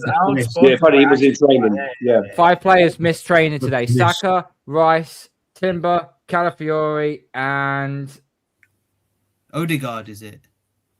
Well, we shit anyway. So. Well, we don't get it. Don't even matter. Don't even mention the guy's name. You know what we're going to do tomorrow night? It's very, very simple. We're going to park the bus like we did against Chelsea, second leg of the League Cup, yeah? Sporting will be a lot more direct, and they will take at least a couple of them chances. They'll have loads of chances. They'll have more than we had in the first leg, and they'll take both of them. And once they score first, yeah, we'll have no answer in it because we can't attack. We got players, injuries galore. Do you know what I'm saying? It's We over. can't score. Over with, yeah. Like this manager is beyond stinky, bro. It reeks. He might scam a goal in the first half and then park the bus after that. Yeah. He might open the scoring and then he'll park the bus. That's what he'll try and do. He's gonna park the bus from the beginning, I think. Yeah. I don't. The game is on Sporting to take advantage of, and when you look at it, okay, you guys tell me if I'm wrong or what you guys think, right? But they're in the form that we're in right now. How are we going to go and play attacking football? It's not happening. Johnny, bring that page up. This is what I got. This is what I got BBC Sport. This was the press conference. This is the one snippet there. Saka, hopefully a matter of days. It was an Achilles issue. Oh no! Oh bloody hell! Yeah, he'll miss the World Cup. I think he'll miss the World Cup. Yeah. They fucking killed him.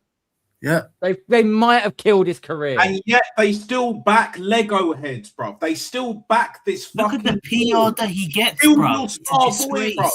He still killed your star boy, and you still back that narcissistic little prick, Jim Jones, Captain Black looking ass motherfucker. But don't worry, he's got handsome looks because our fan base keeps saying he has handsome looks. It's beyond a joke, yeah. Zesty fan base, man. Both of them won't make the World Cup.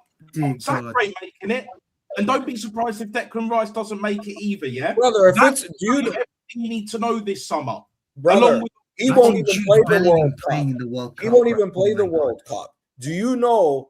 I was looking at this the other day, right? I was looking into this because of all this shit about these players getting sent back because they're all hurt.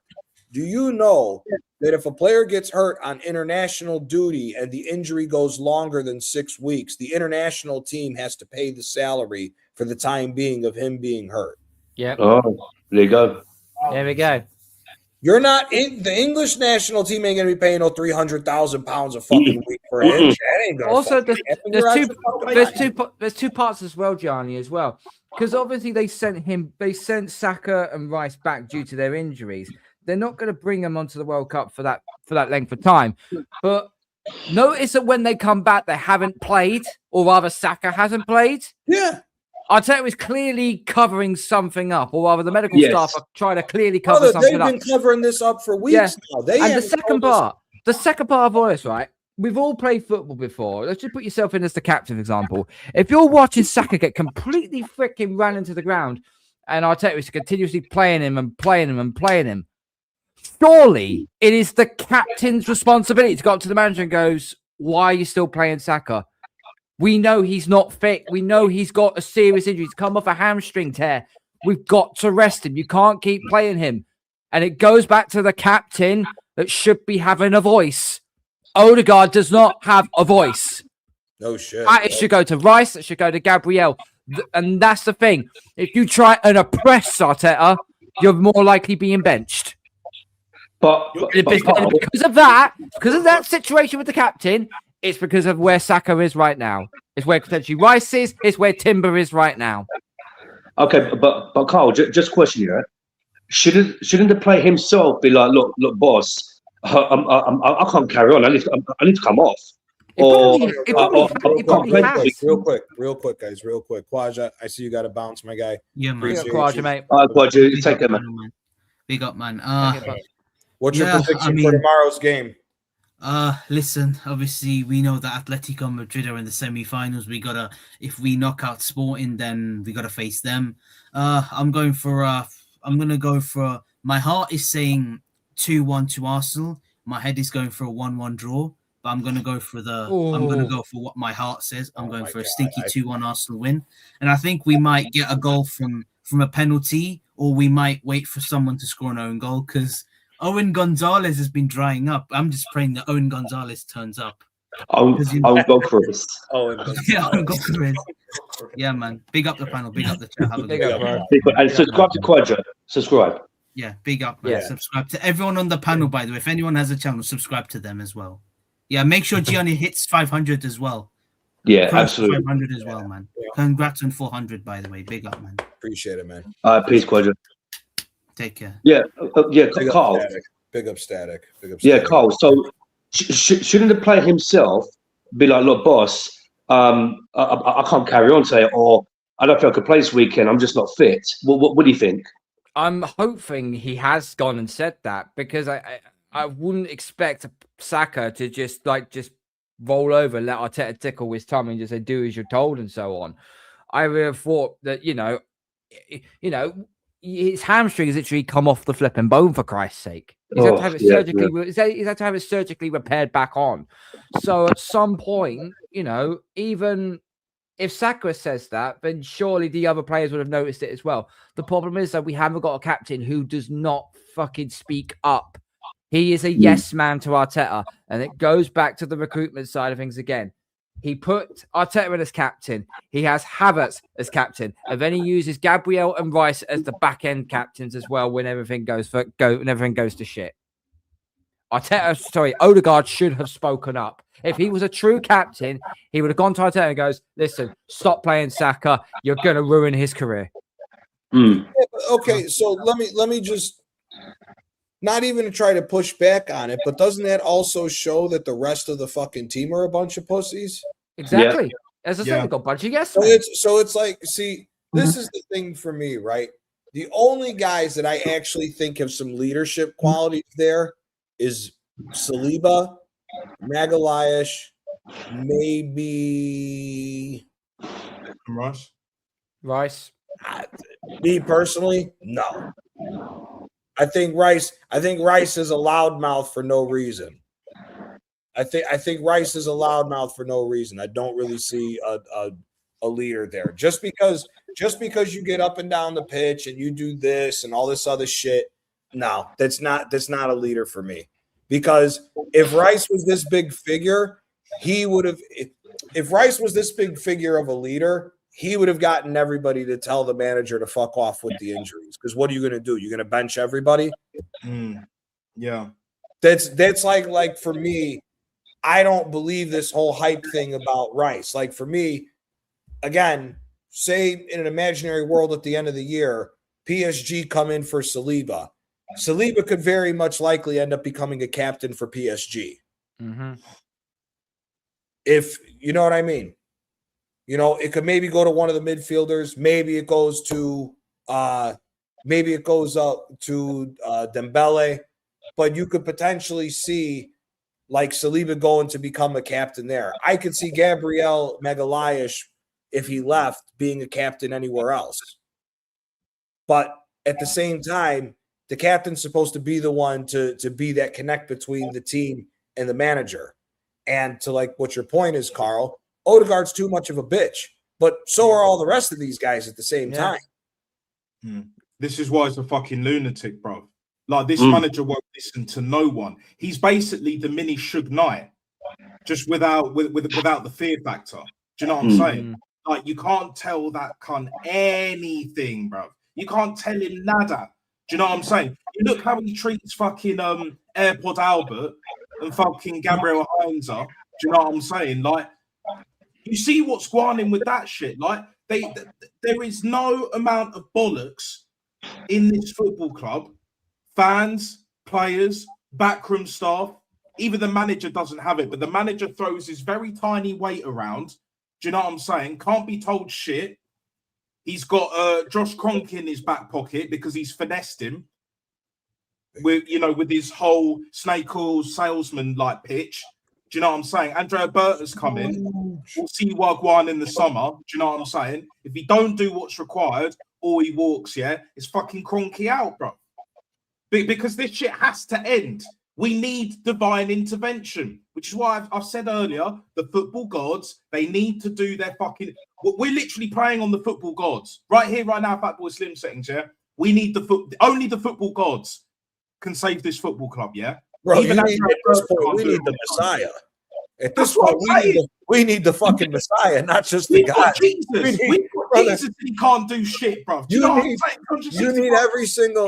need whoever is on duty. Whoever is on duty, you need to come down and help. Get the football gods like Pele, Maradona, and all of that. You need all of them, brother. You need all of them because it's decision, bro. Yeah, because again, if we don't get over, okay.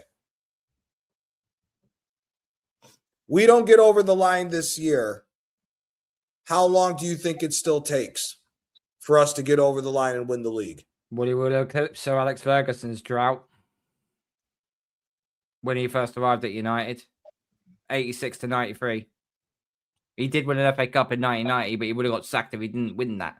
So if you want to go through a league phase, it was 86 to 93.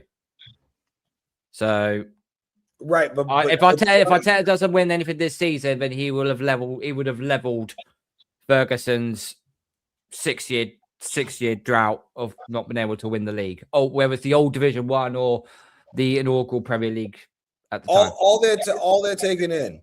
Again, if he doesn't win this year, how much longer is this going to go on of not winning the league then? Do you mean if he stays on?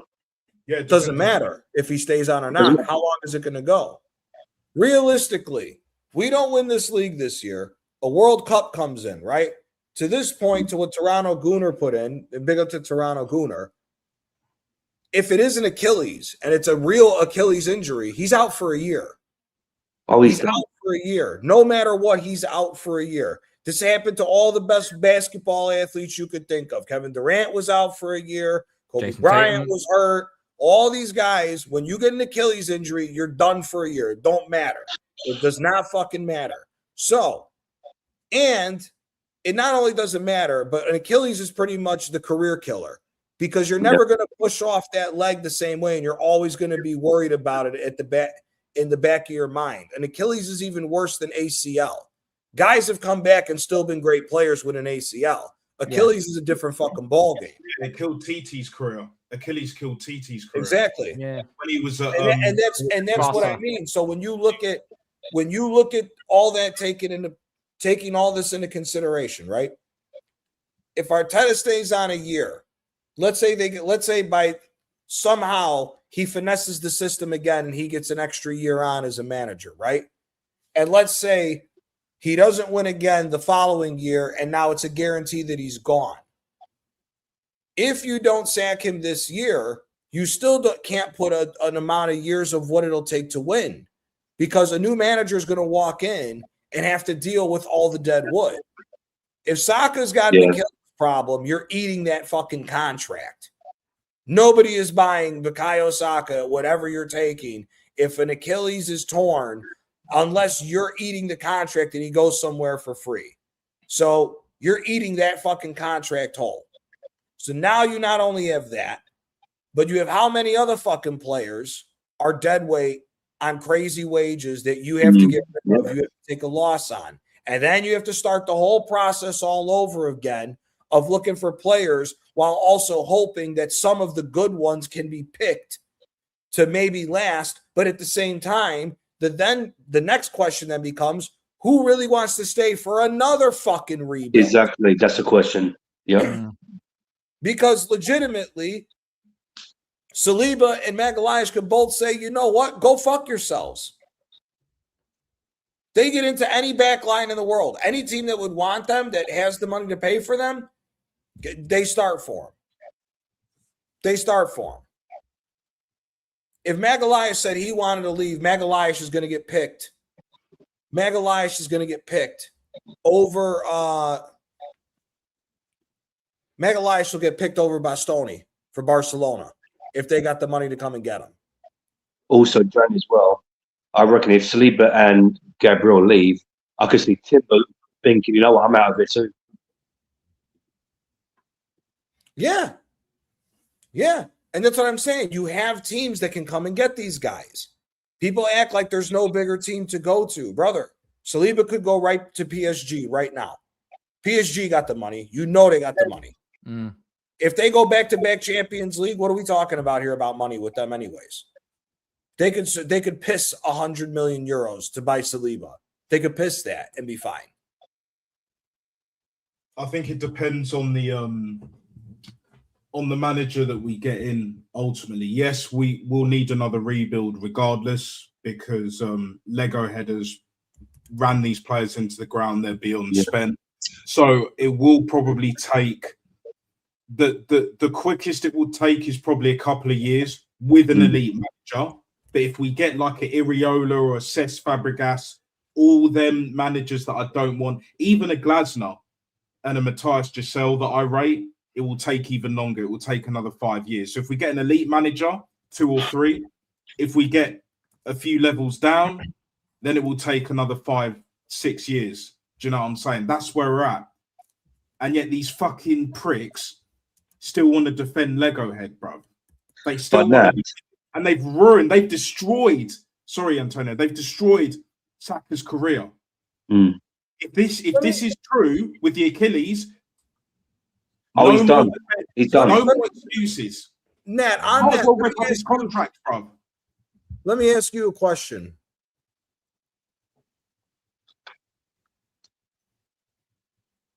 Is the mediocrity settled in so bad that they don't even consider Arsenal that big of a club anymore? Because there's no reason for Cesc Fabregas to even be getting linked to the job.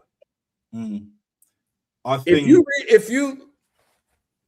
if we walk out of this season with no trophies and Mikel is getting sacked, but your short list then comes in, us here in 2 months' time are told that the short list coming in is either the 2 guys at top is Cesc Fabregas or Iriola. It's a different name, same shit. Yeah. Same shit, different day. Yeah. That's my point with that. Because if the fans are going to say, "Oh, we're going to get rid of Arteta," and then, "Oh, it's context with everything," but then someone says, "Oh, we may go get Iriola or Cesc," or they already started to, let's just stick with Cesc, for example, right? "Oh, we want Cesc." Brother, it's a whole nother fucking situation again. You have to then go through the same 2-year period of getting rid of shit contracts because you're not going to be able to. There is no way in fucking hell Arsenal is buying out 4 of those contracts for 1 season. Impossible. Impossible. They will never do that. So you're going to have to find a way to move these players on. So if you try to move them on, you're talking 2, maybe even 3 years of moving all that dead wood on. Meanwhile, you have hired Cesc, who still hasn't won anything. We play better football, but we're still in this project mode. That's why I'm saying if we don't win it this year, realistically, with the way that we're going, what are we talking? Another 6 years to maybe be in a fight again? It's bullshit. The only thing that would help is if we got a world-class proven manager who's won leagues, won European titles. He can actually manage to squeeze whatever life out of these dumb players that we actually have. Raise their floor, don't have to raise their ceiling, raise their floor a little bit. And then people are like, "Oh, okay, he actually had a good season. Maybe he might be worth something then." Yeah. That could be the only other option you could try and do that. But there's so much dead wood. What, you're going to elevate every single player? That's not going to happen. But you've got to try and, but all the ones that want 300k, 280, 260, 250, 240, 200, and so on, they've got to raise up their game. Because if they want to seek a move, because no one's going to want to pay for Havertz, God forbid, no one's going to want to pay for Jesus. But if the new manager comes in, who is a proven winner, can actually raise up their floor, then people, it doesn't have to be a big club, but you can actually, some middle of the road clubs from Europe to actually say, yeah, okay, we'll take him on. He actually has had a good, decent season, actually. Carl. Sorry, Anthony. I think to answer your question, Johnny, it's like the mediocrity has been there pretty much since the Emirates. Do you know what I'm saying? It's always been there. And it's got to a point now where it's to infinity and beyond that bullshit. It's basically delusion. They're in cuckoo land. Right. As Roy Keane loves to say, they're in cuckoo land. Brother, that's why I'm asking, with that side of the fan base being the louder, possibly majority side, and they're talking about these potential guys, that's why I'm asking. If they keep, how we always say, right? We hate the Cronkies, but at the same time, you look at it from the reverse side of the coin, you can't really get mad at them because the standards of the club have fallen so short. Why would they invest, right? So if that's the case, you have the same situation now rearing its ugly head that we stumbled into Arteta with another manager. Realistically, there's not a time limit that you could put on this for us to win. No, not really. Like that's the most concerning thing of it all. Like, we've got players on ridiculous, beyond ridiculous contracts. The only way we get rid of most of them without ripping them up, because we're not going to rip all of them up. I know this, is we got to loan them out, and we're going to have to cover most, if not damn near all of their wages. Yeah. By Lego head. Do you know what I'm saying? And getting back to the point of like, well, if it's the case with like Fabregas or Iriola, like it's going to be the same shit.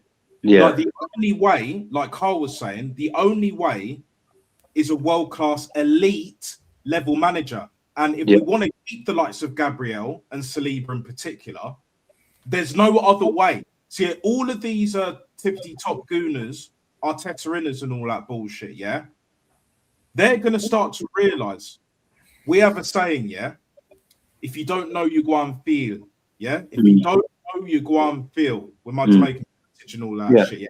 They're going to feel big time what's going on round the corner. Do you know what I'm saying? Best believe that. Because trust me, once Gabriel and or Saliba leave, the whole world is going to come crashing down. Mosquera is also on the verge of leaving as well. Yeah, Mosquera's apparently there's been reports of Mosquera being loaned out of Arsenal. Apparently Everton, Bournemouth, every single club wants to loan out Mosquera for next season. So this is probably why Andrea Berta, there's talks of him walking, because it's too much of a mess to clean up. That's the thing now, But then Josh Kroenke, this is why I'm on the Kroenke's neck.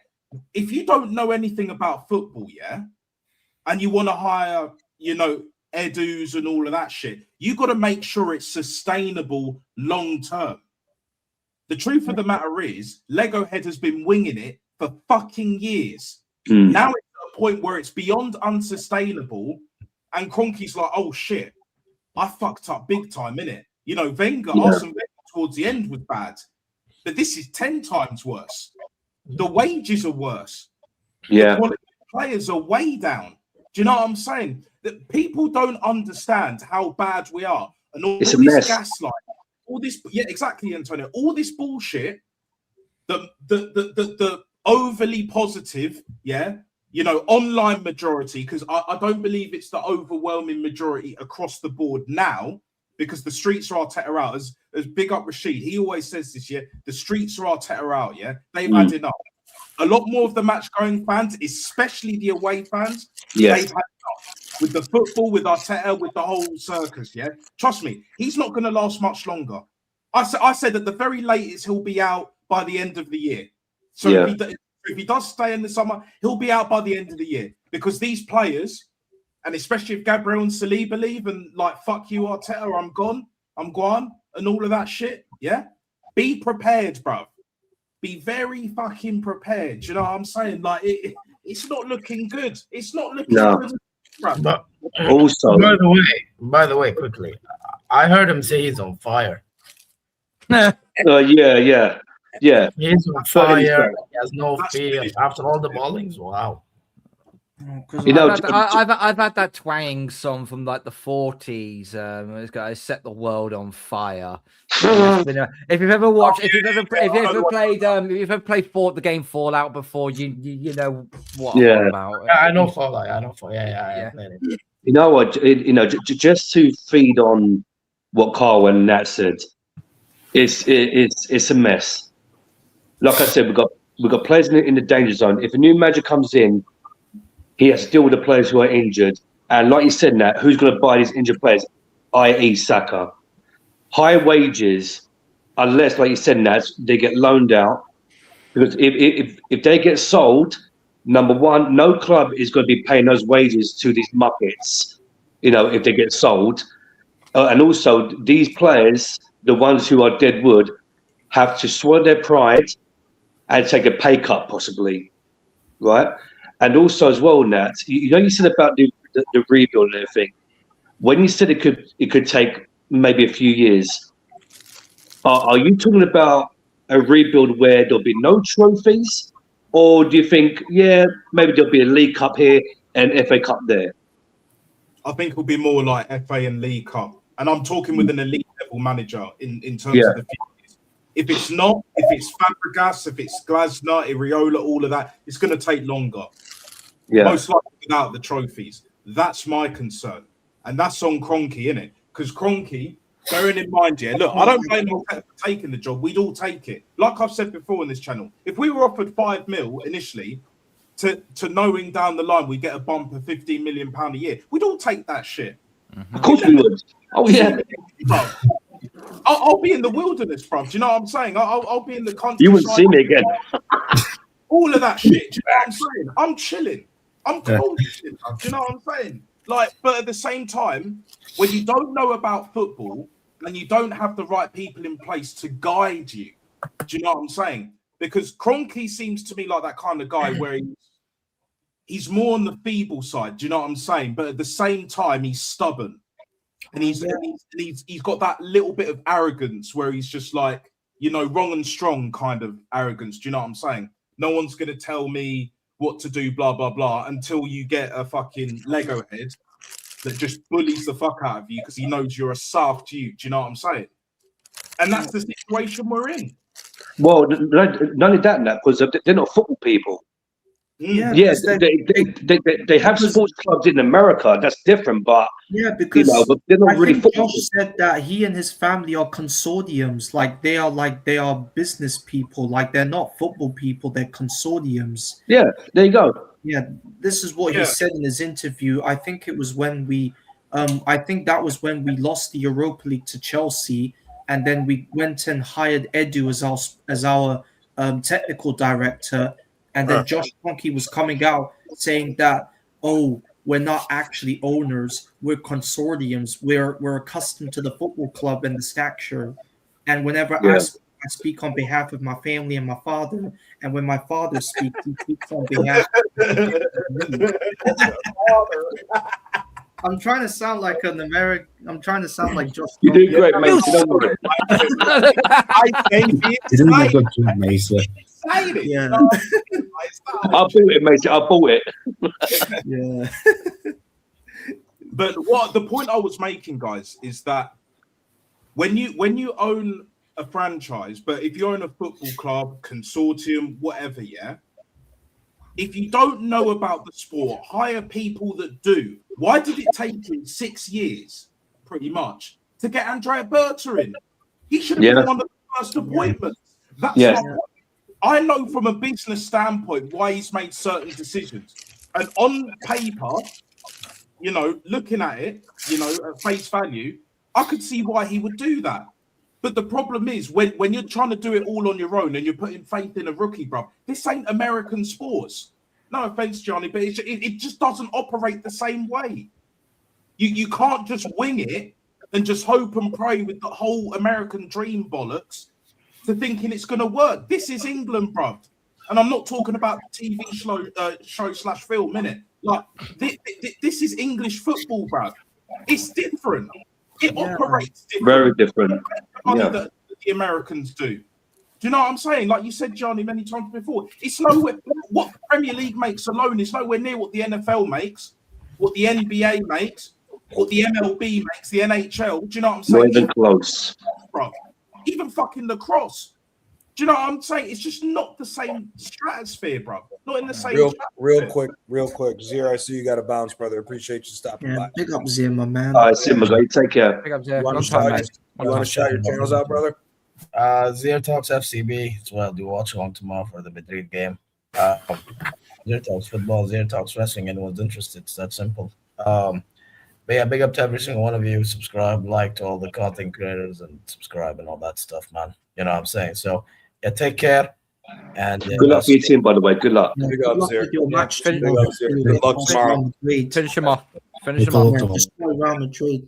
You're gonna win. You're gonna win. Yeah, of course. We're gonna beat Real Madrid. But Nat, you're right. Not even close. Yeah, it's not even close. Yeah, like I'll make it more realistic. Yeah, if I owned like a restaurant, right? Yeah. No, I technically have experience in the restaurant, but let's just say I bought it 5 years ago. Yeah, because at that time I didn't, right. I've worked in the kitchen, but before I didn't. Let's say I bought a restaurant. Yeah. If I did what Josh Kroenke did, it wouldn't have got to 5 years, bro.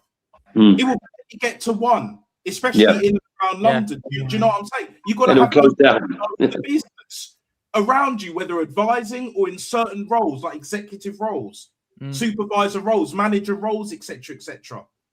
Kroenke thought he could just wing it, bring in a rookie, not just as a manager or head coach, then manager, which is even worse, but also director of football with Edu sucks toes and all of that. And Vinay as well. Like he even hired Vinay as CEO because apparently the CEO that we used to have, that bald-headed motherfucker, Gazidis. Yeah. I will never forgive Gazidis for saying, "Oh, we're moving to the Emirates to competing with because we want to compete with Real Madrid and Bayern Munich." Those were the words of Ivan Gazidis. Yeah, bollocks. I will never forgive that bald-headed fraud. And even worse, like Vinay as well.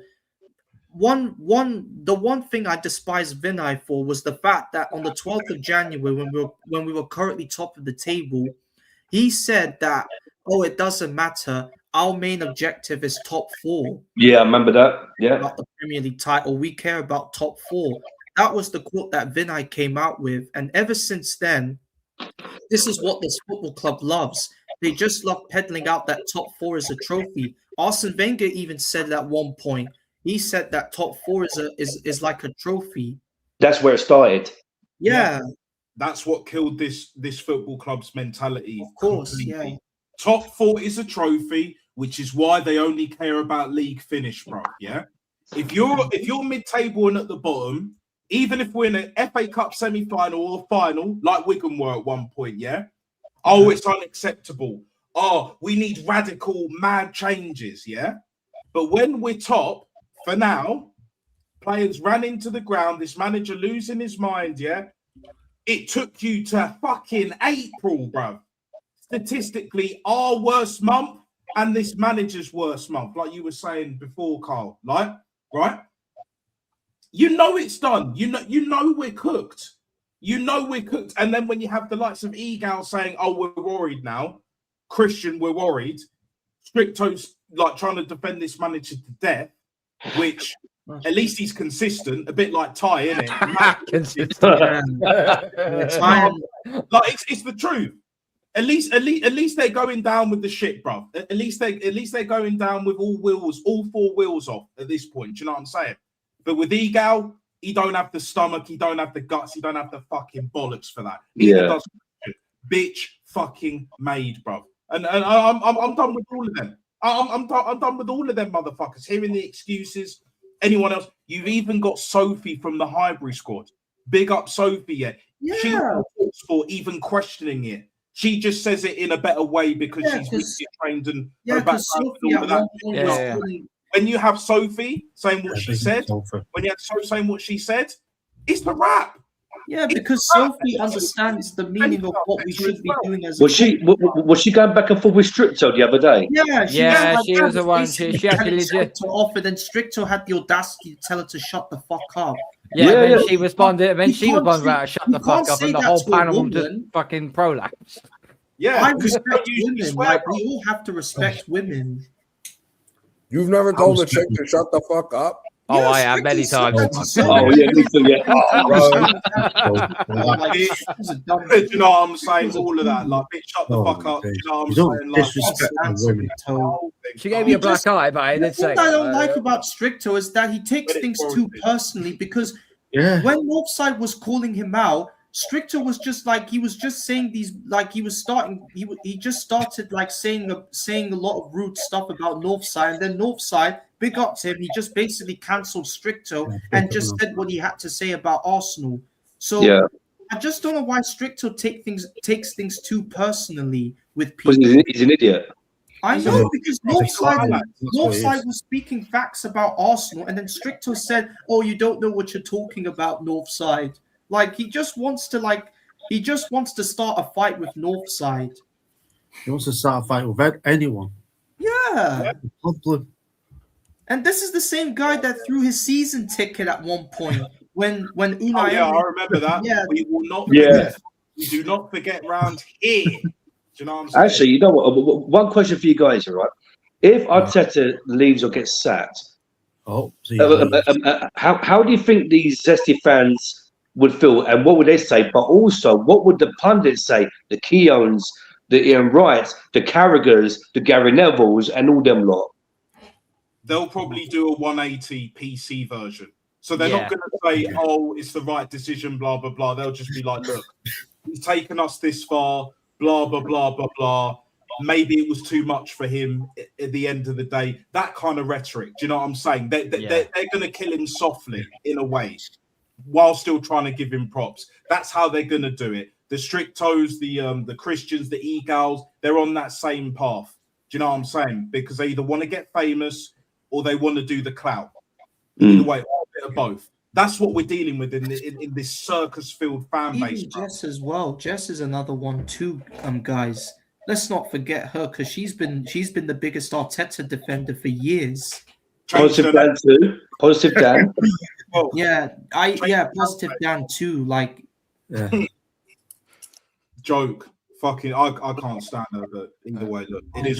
Even Marty as well. Even Marty as well. He's another. Oh, Marty, him as well. Yeah. Positive Dan, you name it. Like it's more than like I know exactly who's going to break down in tears for it. I know exactly who's going to break down in tears for it. Imagine that breaking down in tears. Odegaard and Havertz are going to be holding each other, crying when he gets. No, because they're Yeah, exactly. Carl, I saw your message that you got to bounce, brother. I got to bounce, guy. I got a show 9:45 in the morning, so I need to get some sleep. So big up to you guys. Carl. See you in a bit, guys. Big up, Carl. Take it easy. Big up, Carl. Carl. Ruthless. Subscribe to Carl. Yeah, subscribe to Carl. But no, it's insane. So because I'm gonna wrap here in about 15 minutes or so. Yeah. I just got a text that I got to head into work. It's getting a bit late. Oh, John, one thing here, right?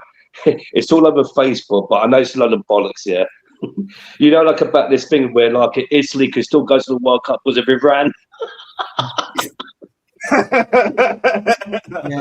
Politics. I don't even want us to go.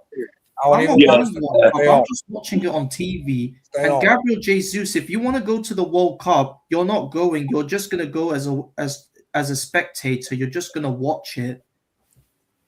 Martinelli too. Yeah.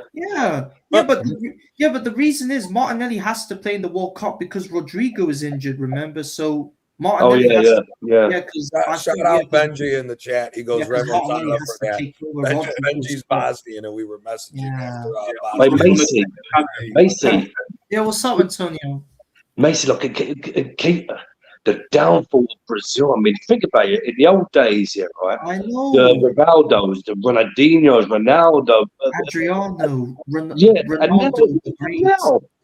Richarlison. Ancelotti's got a big job ahead of him this summer. Ancelotti's got a big job ahead of him this summer. You know what? If Ancelotti wins this World Cup, it's Brazil team. He is the greatest manager. Can I ask you a question, Antonio? He wins the World Cup. There will never be a manager better than Ancelotti. Can I ask you a question, Antonio? If Ancelotti wins the World Cup, will he go down as one of the greatest managers of all time? Because he's won everything, but the one thing he's yet to win he's already top 10. Yeah, for me, he's already my GOAT, bro. Yeah. He's already my GOAT. I don't care what anyone says. If he wins the World Cup, will that be the end of his? Will that mark him as the greatest? Yeah, he would have done everything because he wins the World Cup. He's the greatest manager. He's won everything, but the one thing he's still yet to win is a World Cup trophy. Yeah, if he wins the World Cup, the greatest manager. Yeah, not even that's close. what I'm saying. With Not even Sir Alex Ferguson, managers with Marquinhos at the back. Do you know what I'm saying? Imagine winning a World Cup with Marquinhos. Martinelli, Marquinhos is still running out. Richarlison, bro. Jesus. Lucas Paqueta. Neymar with one leg, bro. Do you know what I'm saying? Yeah. We don't rate Vinicius that highly. We don't rate Vinicius anymore. Nah. I mean, it's one of the. I mean, I don't know if Joe Linton's going to go, but I wouldn't be surprised if he's in the squad. Do you know? Oh what I'm yeah, saying? Linton. Yeah, Bruno yeah. Guimaraes is Joe definitely Linton going. in the park, bro. Bruno Like, Guimaraes is the kid definitely from going. the kid from Brentford's going. I think that's it. Thiago. Iago, yeah. Yeah, He's Thiago, going. definitely, Yeah, because definitely deserves he's to go. already on the verge of winning the Golden Boot for Brentford because, like, Yeah, because like, what is it? If that Southampton Brazilian Southampton winger, yeah, he Leo should be getting ahead of fucking Martinelli, bro. At this point, I don't. Yeah, care.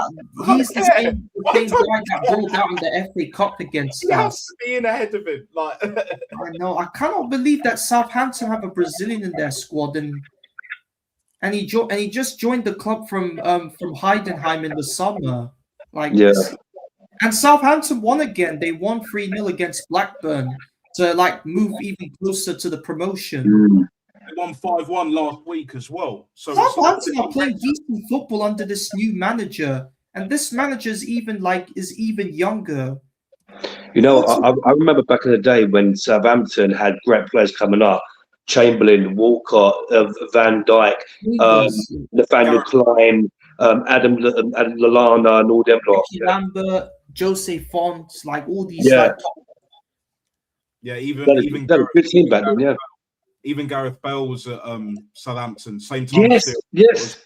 Dusan Tadic was there as well before he moved to Ajax, and Graziano Pella.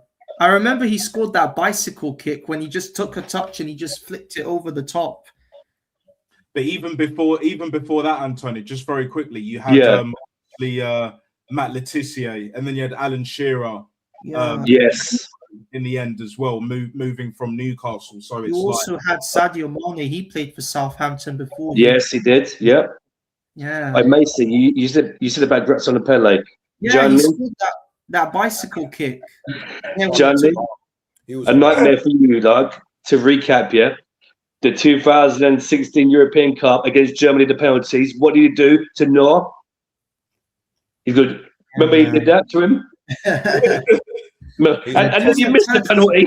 Baller as well. Dusan Tadic was a proper striker at Southampton, but I'm happy he went to Ajax to make himself look like a proper goal scorer. Because Tadic was class. I know Tadic was class. I like Dusan Tadic. I like Tadic. I'm happy he went back to the Netherlands to revitalize his career.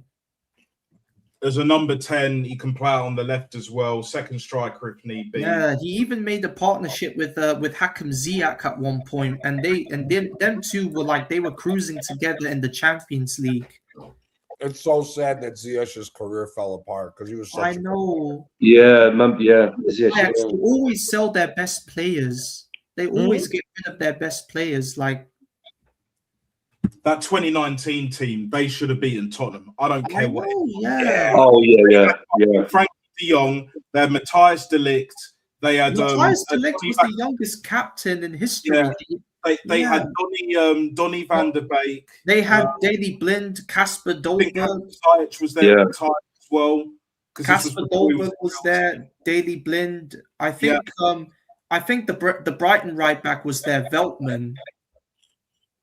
Joel Veltman, the Brighton. I remember in the 90s when Ajax beat Milan in the European Cup final. Apart from Litterman, the whole Ajax team was a Dutch team. Taliafico. That Taliafico was a baller at Ajax. Yeah, he was. Yeah, but his career at Lyon has not been going. Edgar fucking Davids, do you know what I'm saying? Yeah. I like Edgar Davids. He's the best Dutch striker in the world. Reisiger, Bogard, the Bull brothers. Dennis Bergkamp at one point. I know that was Van der Sar. Bergkamp is the best. He's the GOAT. What is it? Who was that other player? What is it? Musa. Kluivert. Yeah, Kluivert as well. Yeah, Patrick Kluivert. His son he has two sons and they both play football. Justin Kluivert and Ruben Kluivert. Justin, for me, is overrated. Mad overrated. He's mad scrubby, man. Do you know what I'm saying? Yeah. He'll have a decent game here and there, score a few goals, but for the most part, he just just always fails to deliver, man. I understand he wants to follow in his dad's footsteps. I mean, every footballer wants to follow in their parents' footsteps, like and all the other kids. Yeah. The best son that made a great career of himself, at least in recent times anyway. I'm sure you could Antonio and Gianni, you could probably think of better examples, but for me, I'll say this till the cows come home, Kasper Schmeichel. Because going through the league, then winning the Premier League first, and then going on to win the FA Cup as well. Yeah. Like, because he knew he was never going to match his father's legacy, but he's like, I want to create my own. Do you know what I'm saying? Yeah. Of course. Yeah. His father's son is the Maldinis. Yes. Yeah. Because I mean, if I had to choose the best father and sons, it has to be the Ibrahimovic's, because apparently Zlatan's son is currently playing football at Ajax, the same football club that his dad used to play for. I'm not talking about Paolo Maldini and his son. I'm talking about Maldini and his dad. Cesare Maldini. Cesare Maldini is one of the greatest Italian fucking defenders of all time. Of course. Also, the father and son that didn't work, Johan Cruyff, Jordi Cruyff. Yeah. And also Gianni as well. Remember Maradona had a secret son in Naples? Yeah. Yeah. I think he had a few of those. Yeah, probably. I think he had a few of those. He was lunging and plunging largely. He was. I hope Zlatan's son does well. Zlatan's son. Ajax. What Macy? We'll have to see in it, because because he's a striker as well, right? He's a striker as well. Yeah, he's learning off his dad. Ajax, if he the way Ajax is right now, and just the way football. Yeah, I know. If he brushes up on his tech, he can do well in this era. Of course, we'll have to see in it. If he's got anywhere remotely near the tech of his old man, he'll do well. Yeah, he'll have a career like his dad used to. Yeah, it's a big ass, dude. His dad's one of the greatest fucking strikers of all time. Oh, he was phenomenal. Serie A, I hated that motherfucker when he was Serie A, League and Premier League. He's won a lot he's won a lot of trophies at different always play for big clubs, always. And Johnny, do you remember the battles he had with Materazzi? Yeah. Yeah. Funny enough, me personally, I think he was the best at Inter. Oh yeah. I think even at his time at Inter, those 2 years, the only reason why Ibrahimovic's time at Inter is forgotten about is because he didn't win the Champions League. That's it. Yeah. The only reason why he left the season before to go Barca for a year. I think for me, the best season of Ibrahimovic was when he went to PSG and he became a global icon. To be honest, he was already an icon even before PSG. He was, already an icon. Yeah, but he made a great striking partnership with Edinson Cavani. They became the most talented. He did well there. The thing is with Zlatan, especially the Inter, because at that time you had Adriano in it. Yes. Adriano. Do you know what I'm saying? And then Recoba was there a little bit before that. You had who's that other striker? Zamorano? There was another one. No, Zamorano was there with Ibra. No, Ibra had Balotelli. Yes. I think 1 year, or they were there for maybe before the transfer season, but Obafemi Martins, I believe, was still at Inter. Oh yeah, I remember that. Yeah. You had who was the Argentinian striker? Lavezzi? No. Sorry, I know he played for Inter similar time, but I was thinking of another one. I've forgotten his name, but I know the exact one you're talking about. Before he retired, Crespo went back to Inter at that time too. Crespo was there. Who the fuck was that other? He was on Lazio. Julio Ricardo Cruz. That's it. Santa Cruz. The same guy. Oh, no, sorry. not Roque No, Santa different one. Roque Santa Cruz went to Malaga, I think, after when he was in. Yeah, and before that, he was Bayern Munich. Yeah. Also, Johnny as well. I'm not sure if there was more players, but Baggio and Ibrahimovic played for Juventus, Milan, and Inter. Yeah. Yeah. I'm not the biggest Baggio fan. I think he's a great player, but he's overrated for me. All right. So like Totti and Del Piero, would you say way better? Way better. Way better. Yeah, I can understand Totti. Like Totti gets too much shit because he didn't leave Rome, he didn't leave Roma, which I find bizarre, because if it's Puyol, if it's like I know Iniesta went to Japan towards the end and Xavi was what is it, Qatar and all of that, but like them kind of like one club. Obviously you got the Paolo Maldinis, Baresi, Ryan Giggs, of course, Paul Scholes as well, kind of on and off, but like he just doesn't get that same, and even Daniele De Rossi to a certain degree as well, because he was a baller, bro. I don't care. All-round midfielder. Gilardino as well. Would you say Gilardino? No, because Gilardino bounced around. He was on AC Milan. He was on AC Milan and Fiorentina, and I'm forgetting where he came from before he went to Milan. But all right. The thing, brother, the reason why they don't give Totti the props is because they know if Totti would have went to Real Madrid, that motherfucker might have been the best player on the planet. Oh yeah, he would have been. Like he that period from 99 up until about 2000, from 99 all the way up until the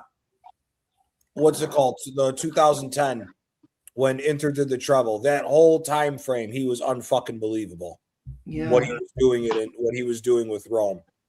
You know why a lot of people also, because of the ass kicking Manchester United gave Rome.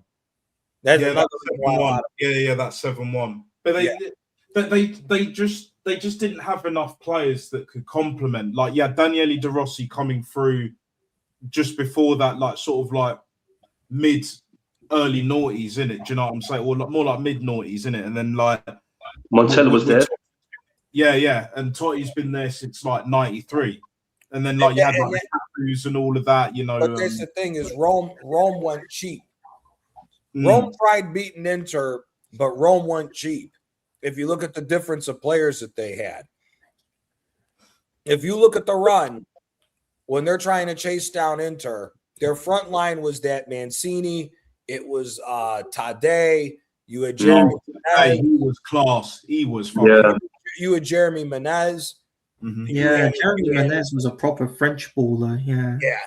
And then you had Totti. But like he never had as well. After they sold Cassano, they never found nobody to really run with Totti the way that it used to be. If Rome had money to be able to hold on to their players, brother, you got to remember something. Their front line was Totti, Vincenzo Montella, and fucking Batistuta. Yeah, basically was there. Yeah. That was the front line that won the Scudetto, and they still had Cafu. They had Cafu before he went to Milan. So Rome, if those guys were younger, he would have never had to leave, because that Rome team would have been a fucking problem. The problem was Rome. Yeah, that's the other guy, Nakata. He was a bad motherfucker. Oh yeah. Nakata, but Rome, that project, the problem was by the time those guys got together, there was already 100,000 miles on Batistuta's legs. That's why I say Batistuta stayed too long at Fiorentina. He stayed. If you look at Batistuta, if he leaves Fiorentina a season or two early to go to Rome, Rome might win 2 Scudettos in 4 years in that time period with that front line. Was that left back there, Candela, the French left back, Candela? Yeah. And I think Young, was he Young or was he somewhere else? They might have had Perotta. Yeah, Perotta, yeah, they did. Yeah. Simone Perotta was a good fucking midfielder too. He was actually good, yeah. Born here in England as well. Emerson there as well. Way like before he went Real Madrid and that, didn't they have Emerson at Rome? Yes, Emerson. Yes, Emerson was in the midfield for that team. Yeah, Emerson. Because it's okay. Perotta came later on. He came from Chievo. But the thing is with Totti, right, as well. Like you saw how it ended, didn't it? Like when he didn't want to leave, and then his wife left him, or whatever else, and all that. It was just a fucking mess. Like for a brief period, and then obviously later on now he seems to be doing all right. But it's just like it's one of them biggest what ifs like in world football. Him, you got Nakata as well.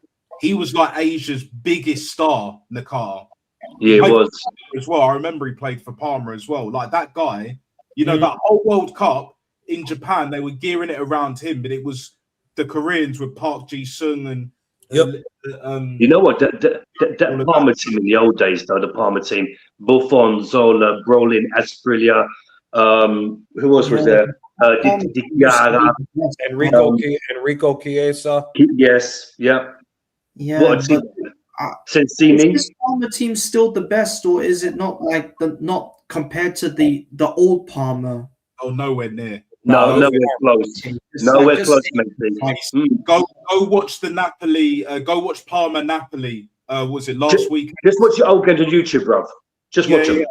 Yeah, and then go and watch the Parma primetime Parma in it. Night and day, bruv. Night and day. How Arsenal beat them in the final is.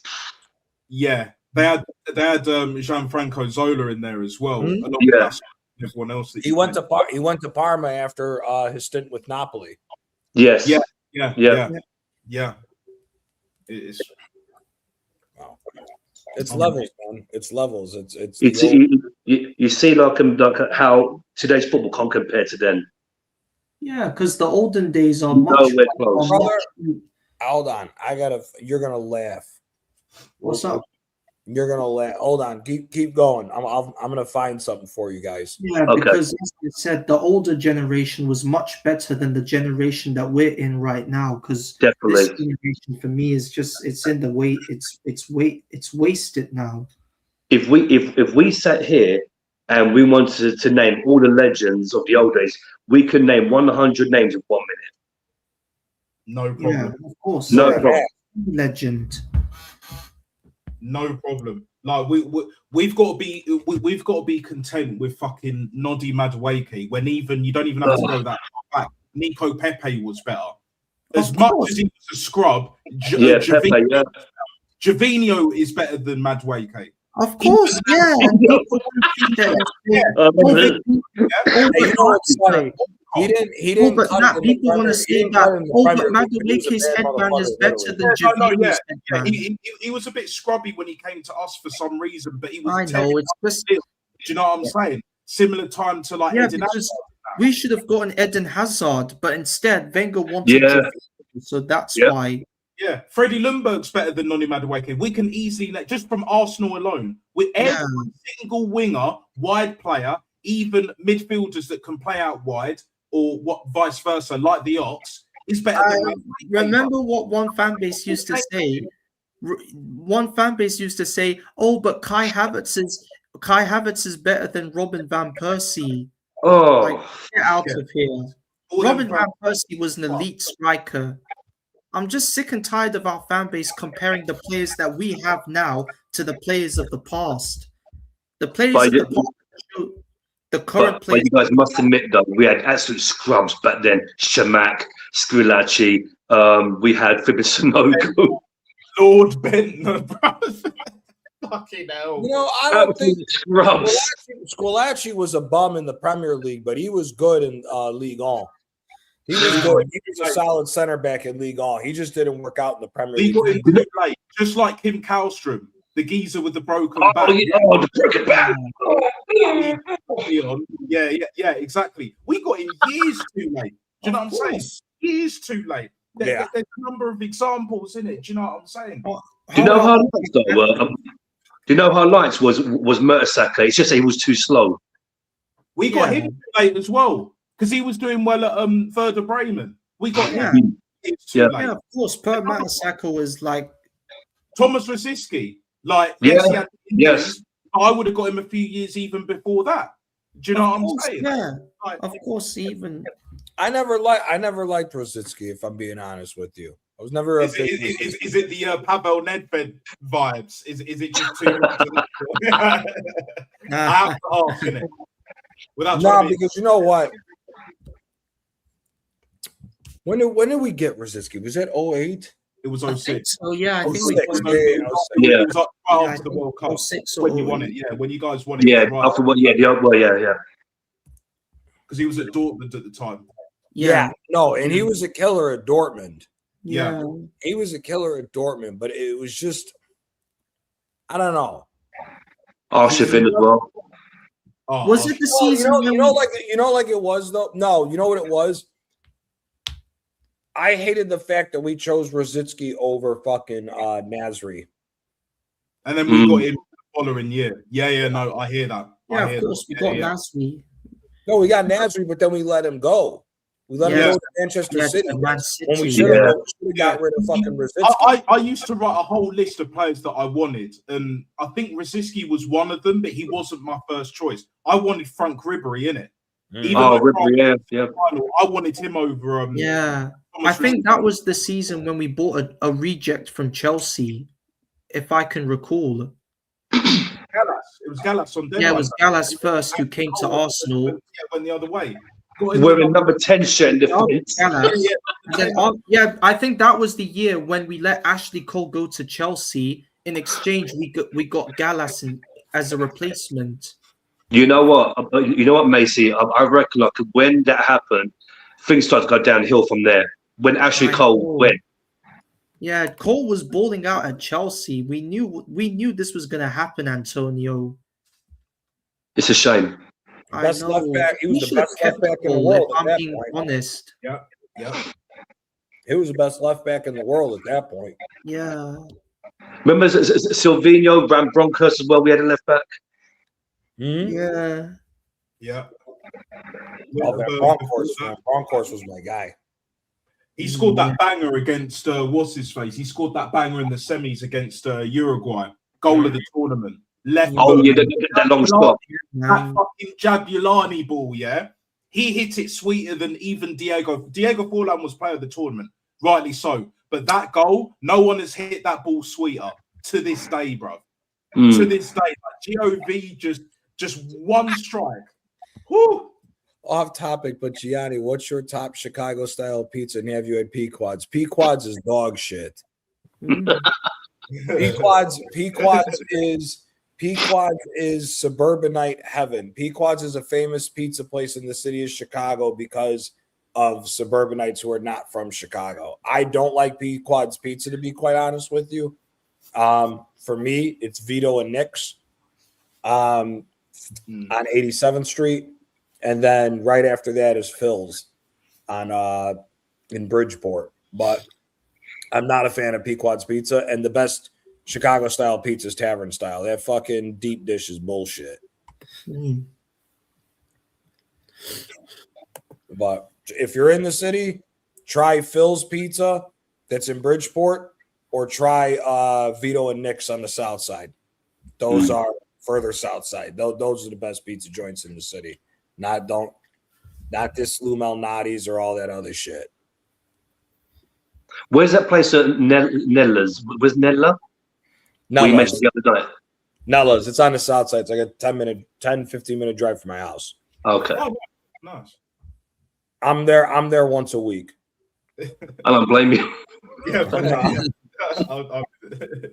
that is certified go-to number one munchie food, isn't it? Because even like the point where I'm at now, I'm trying to eat healthier, innit? Like lost a bit of weight, so I can't be doing them like regular takeaways, them Uber Eats. Do you know what I'm saying? I love Pepe's chicken, but I can't have that on a regular. Oh, Pepe's chicken, man, better than Nando's. Nando's is finished. Million miles, yeah. Morley's is good, but Pepe's is the one. I don't care. Morley's is good, but Pepe's is the one. Pepe is the one.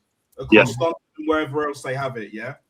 I do rate Top's Pizza, but it's not like it's definitely not authentic, but it's like more munchy food, isn't it? Do you know what I'm saying? But like it's more the Americanized deep pan kind of, not Chicago style, but like But yeah, Pepe's chicken, man, number one. Oh, When Pepe's chicken. when you guys do pizza in the UK, is it the fucking triangle slices? Yeah, when they Yeah, do you mean like what they do in New York? You mean? Yeah. Not really. Well, unless they have like festivals, they may sell slices here and there, but it's usually the whole thing. Yeah, it's usually the whole. Yeah. No. I hear that. I'm asking, how do they cut the pizza up for you to pull? Right, it'd be like triangle. Yeah, we don't really do the square slices. It's only like for like catering certain places where, like for the kids. Do you know what I'm saying? Well, at least from my experience, limited experience. Okay. Yeah, no, we do the square cuts, the tavern style. Yeah. That's the best American pizza as far as I'm concerned. New York pizza. I don't like New York pizza. I don't think it's that good. So there's no New York pizza, even the highest rated ones in New York, that are even remotely good in your eyes, basically. No. Like there's none. Not for American style pizza. Right. Okay. Not for American style pizza. If I'm looking at going to get like Neapolitan style pizza, yeah, there's a few good joints in New York. Yeah, so I'm saying it's New York. New York's massive, isn't it? It's bigger than New York. But New York style, New York American pizza style, nah, it ain't better than Chicago. Not for me. But that's also because I grew up on tavern style. I don't like there's a place on 31st Street called Freddy's. Freddy's late night joint. I don't know how many times I've been drunk out of my mind and going to get a pizza going to get 2 slices to go over there to fucking have drunk food and shit like that. But like that's what I look at New York pizza like. It's more like drunk food than actual good pizza. But that's my opinion. A nice brick oven, fire oven pizza. Yeah, wood oven. Yeah, get them wood oven pizza. Wood oven. Not gas, no electric, brick oven, fire pizza. Yes. Yeah. The best. Sorry, Mason. I know you're feeling hungry now.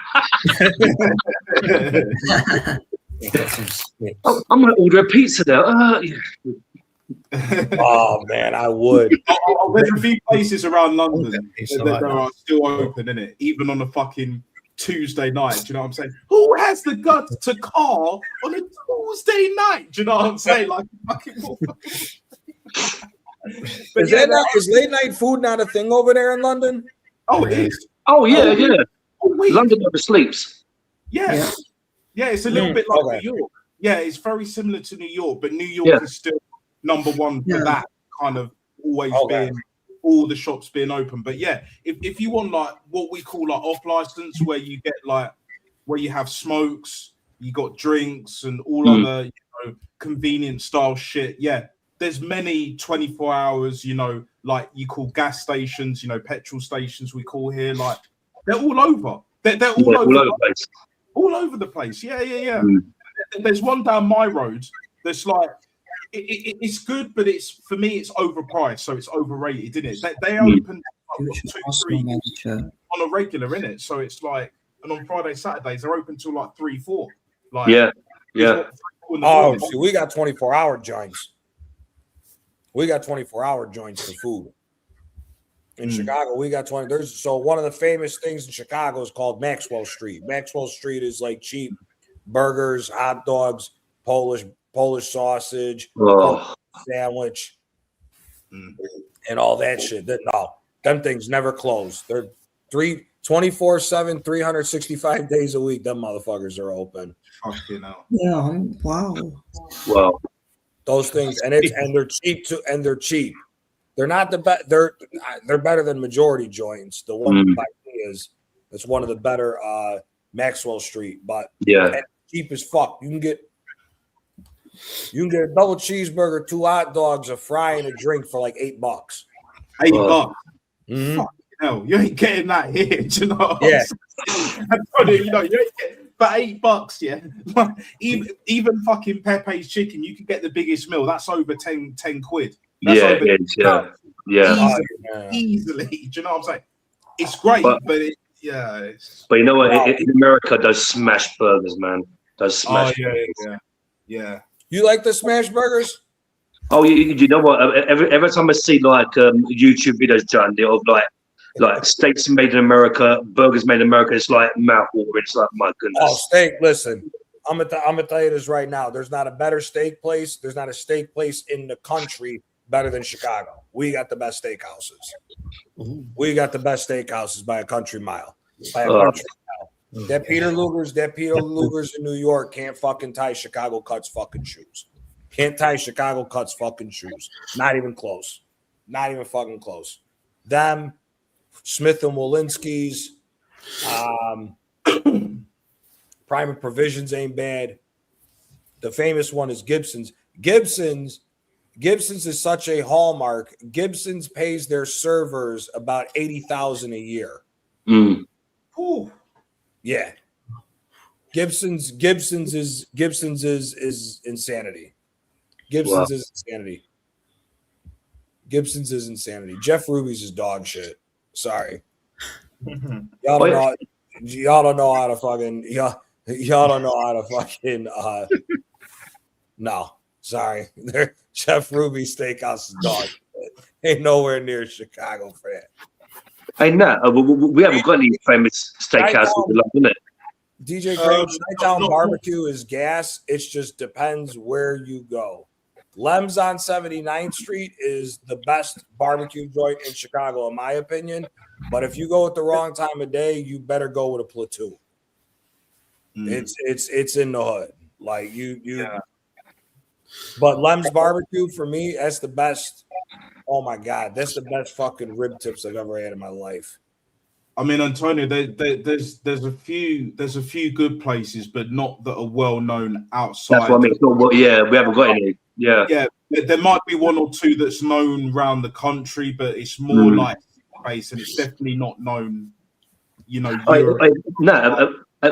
have you heard of an Arabic restaurant called Coco? It's along the London Bridge Pier. Yeah, that's yeah. Okay. Have you seen the price of the tomahawk steak? Oh, what is it? 140 quid. Yeah, that was it. 40, 50 quid, bro. Like, Jesus. Yeah. Jesus, that's it? Oh, that's it. Sorry, John. How big is the tomahawk? How many ounces is the tomahawk? I don't know now. How many ounces would it be? I don't know. It'll probably be, for 40 quid in Central. 140 quid, yeah. Like, it'll probably be maybe 10 ounces, give or take, maybe. I'm not too sure, but like, it's more the prices are more like the quality of the beef, like, you know. Hold on, let me check. Yeah, because like a typical tomahawk at like Chicago joints is going to be anywhere from like $1. Anywhere from like $1.65 to maybe fucking $215. Hell, bro. How big are them fucking tomahawks, John? Massive. Like, they're massive. Yeah. Massive. Our food is small, super small compared to super small. Like even the Mackie D's, bro. The Mackie, you see the size of our large, is like your small, bro. Do you know what I'm saying? Like, our large is your small. Like I remember when I went to the States years ago, had a Mackie D's, right? Yeah, had a fucking what is it? I had to have it was either a medium or I think it was a medium, yeah. But like it was huge, bro. It was huge. Like it was twice as big as the large back in the UK, back in London at least, bro. Made me feel sick. I'm not gonna lie, but still, like it's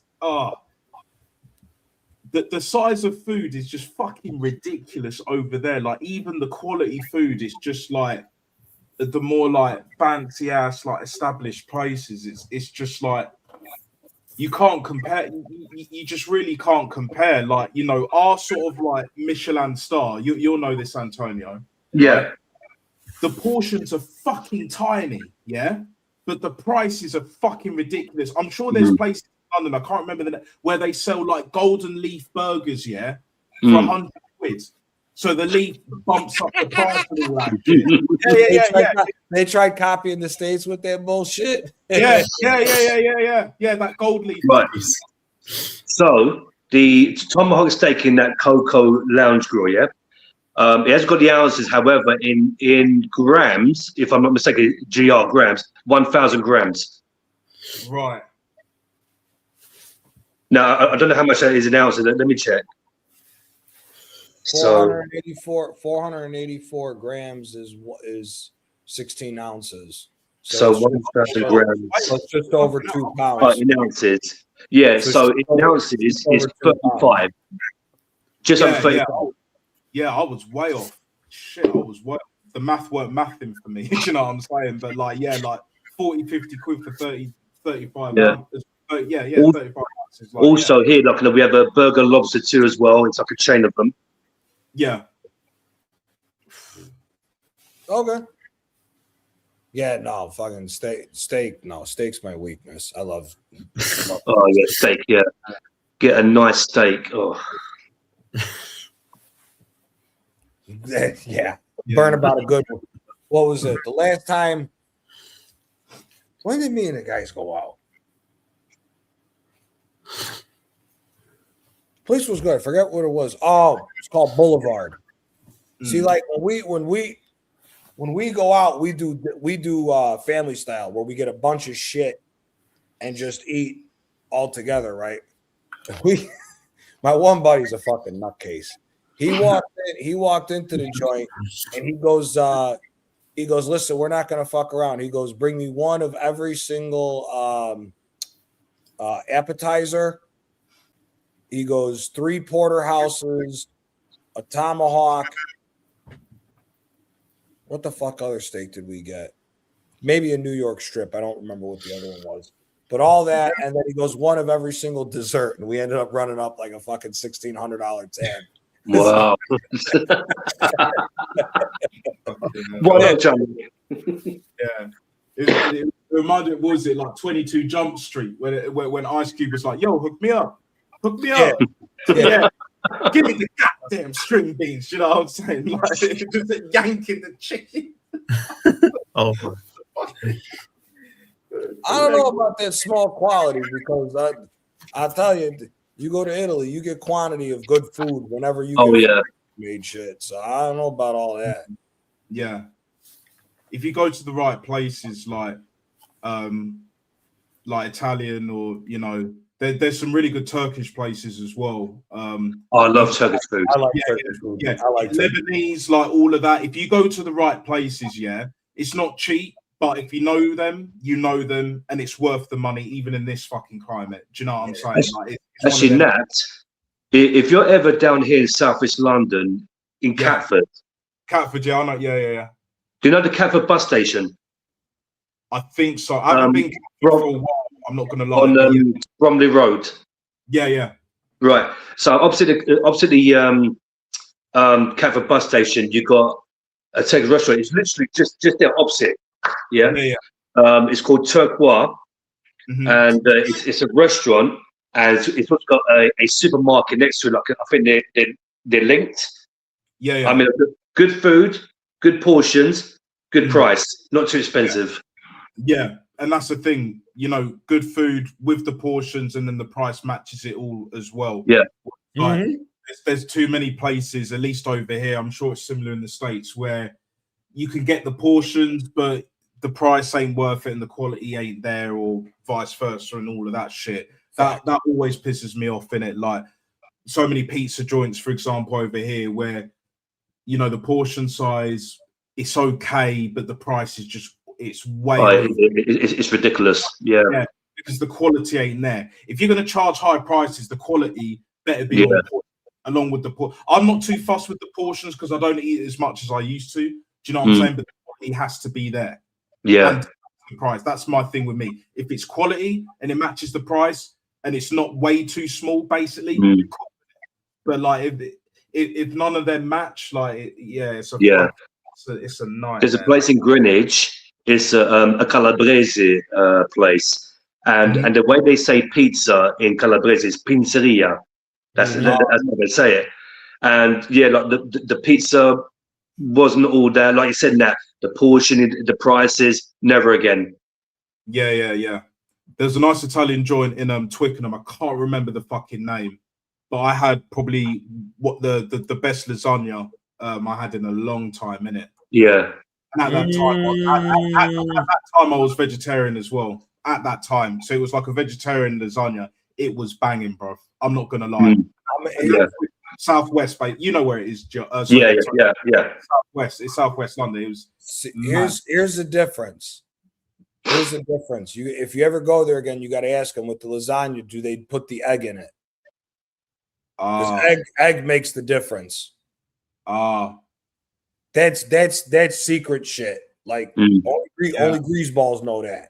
I have a feeling because it was a very traditional kind of. It wasn't like any of the other Italian places. It probably must have been then. I've been to a lot. To be fair, I've been to a lot. Like there's a few in Twickenham. There's a few where I'm at. You know, there's some in Wimbledon and all of that shit. There'll be some. Some your way. So you got some that hard boil the egg, and then after they hard boil it, when they pull the shell out, they dice it. But they dice it with the regat and whip it, and it makes the regat even creamier. Yeah. That's a big secret. It was fresh. They made it from scratch. They made it from scratch. It was super fresh, and it was very creamy as well. Like the cream was on point. Everything, like it just was so built. Scratch on top of that as well. Fresh, bro. It was fresh. Like in the area, at least in the area, the best I've had in a long time, innit? Like, that will be beaten, I know, at some point, you know, once I make the trip and all of that shit, it will definitely be beaten. It will be beaten. But for now, like then he don't know. He don't know. Nah. You may not come back from Napoli. I'm not coming back. Like, once I leave, I'm not coming back. Antonio, you know, you understand. Oh yeah, go on. Like I said, not fragen me.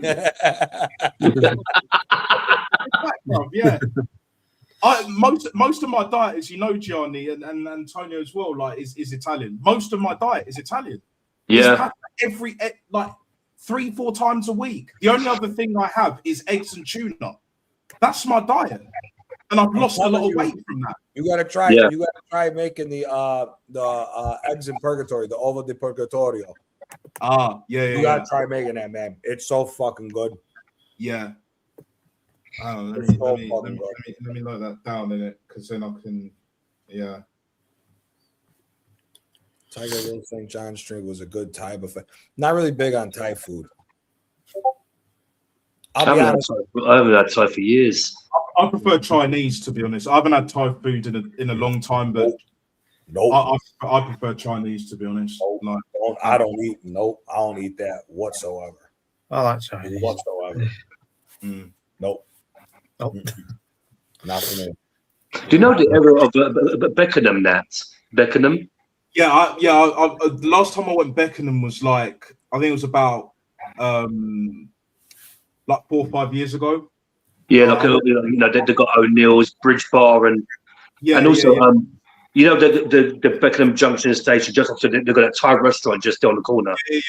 Yeah. I ate there once. It was quite nice. Quite okay. Yeah. Like for me, I just prefer out of them two. Slightly biased, but I prefer Chinese food. Like you know, I love Chinese. I don't do sushi. Anything raw, like not for me. Like raw eggs, raw. Nah. The only thing I'll eat raw is like salads, you know, and then obviously you got the fruit and that. But outside of that, you know, like I'm not gonna lie, I do like my steak a little bit rarer. Like me too. Yeah. Medium rare. You know, like I could eat my steak rarer personally, but that's just me. You know, like a cold-blooded animal. Do you know what I'm saying? Like a tiger. Yeah. Do you know what I'm saying? Like just munch into that, like rough, rugged, and raw kind of shit. But look, that's just me, innit? That's just me. But there's a great steakhouse.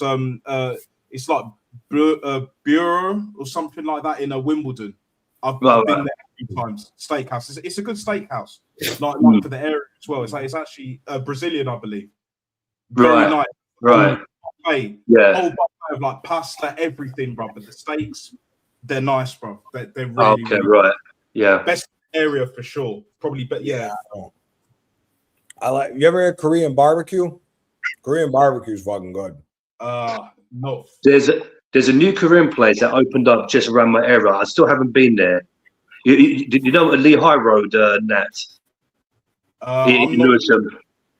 Oh, Lewisham. Yeah, I'm not familiar with Lewisham. I'm a bit more familiar with Catford because I went Catford like about 6-7 years ago, but yeah, not Lewisham, innit? Oh, okay. Yeah, because on Lehigh Road, there's a Korean place, like a buffet place, and it's like a restaurant. I haven't been there yet, but I need to go in that Korean place to see how it is. If it's Korean barbecue, you got to try the Goloji steak. Their steak is fucking dynamite. Right, I'll look out for that. Yeah, and if not, Korean fried chicken is one of the best in the fucking world. Best in the world, yeah. One of no. I was gonna say that's a big fucking statement, Joe. I had chicken last week.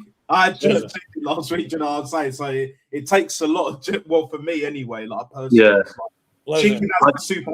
Like I like jerk chicken. All of your dishes, like chicken for me, like I have elite level standards. A bit like elite level standards for football, isn't it? Like all types of chicken.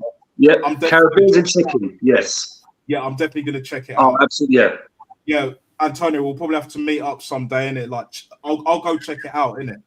Definitely, yeah. Check it out. Do a little review. Do you know what I'm saying? Might do a little review. Maybe I like jerk chicken a lot, but the best chicken for me is fucking good old school soul food style fried chicken. That's the best. That's acceptable. I'll say personally that's acceptable. Yeah, you marinate that shit a couple of days before. Yeah, like that's probably, at least for me at this moment in time, the closest one. But like I've had chicken from all over, like the Chinese, fucking. I haven't had Thai. I think I've had Korean before, but long time ago. Like Indian chicken, I love Indian chicken. I do regularly. Yeah. Like with the way they do like tandoori style, like. Very, very nice. Recently, though, I've got such a craving for chicken wings. For what? Yeah, chicken wings. I don't know what it is. I've got such a craving for them. Yeah, everyone goes, I've got chicken. Yeah, Morley's always have them chicken wings. Oh yes, yeah. No stock in it. They always have them chicken wings, bro. They're nice as well. Yeah, good price as well. Like nice balance. Yeah, you in the backwood talking food, bro. My fat ass always talk food, whether I'm stoned or not. Macy, where you based, mate? Macy, where you based? Me? Yeah. Based on where? Like where I live? Yeah. Look, just area. That's all. Yeah. So I live in like around like West London, in somewhere in Ealing. So yeah. Okay, cool. Yeah. I'm southeast. Yeah. Okay. Yeah, I'm on the south side of Chicago. I'm a long way from you guys. Manchester. Yeah, actually, John, you said Go on, Nat. No. Just was it Jimbo was saying Manny, innit? Yeah, he was saying Manny. You know where I'm at? Oh, Manny. Yeah. Because I'm southwest, you're southeast London, innit? So yeah. Yeah, because I'm not too far from Wimbledon. Basically. Yeah. I'm not too far from that. It's literally a few stops. Like Wimbledon is close to me, man. Do you know what I'm saying? It wasn't always like that because where I used to live, I was more closer to like Croydon and like Croydon back in the day, Croydon, Purley, and that. Yeah, I have family friends that used to live like in Greenwich, and know a few people that live in Southeast. Do you know what I'm saying? Around there, so it's like like and when in my rugby days, I used to play a Catford school in it. Went away, played them away one time in it. Right, yeah. Just on the outskirts of Greenwich in it, just before you enter Greenwich. But like, like, it's Yeah. Not too far in it, but yeah, if you're driving, well, to be honest, you can't really drive around London like that no more. I forget about that. Yeah. You could, but now, you're better off. Even as unreliable as it is, bus, tram, train, overground, underground, wobbling free, and all of that shit. Do you know what I'm saying? So I can't do buses. Yeah, no, I'd rather just walk. Is it the traffic? Yeah, no, the traffic, the road, many people on the bus as well. Yeah, the ULEZ and everything, all these cameras trying to charge you ridiculous prices. It's all a fucking scam, bro. We're scamming next level over here, Johnny. Do you know what I'm saying? So if you enter London, outside of London, so if you're like Essex, Surrey, or even if you're like Reading or like fucking, or even like if you're going from Cardiff, for example, like Wales, like driving into London, you got to pay a fucking tax just to enter fucking London, bro. Yeah. Scamming scumbag motherfuckers, the mayor, all of that shit is rotten like Dot Cotton, mate. Do you know what I'm saying? Do you guys have highway tolls? Like if you're driving from one end of the country to the other, do you guys have like highway tolls? Yeah, we got. We do. Yeah. If you want to go into Wales, like there's a bridge called the Severn Bridge. You have to pay. Well, you used to pay a toll, or no, you could go through for like. It used to be free, then you had to pay like a couple of pounds here and there, and I think they got rid of it recently or something like that. Yeah. So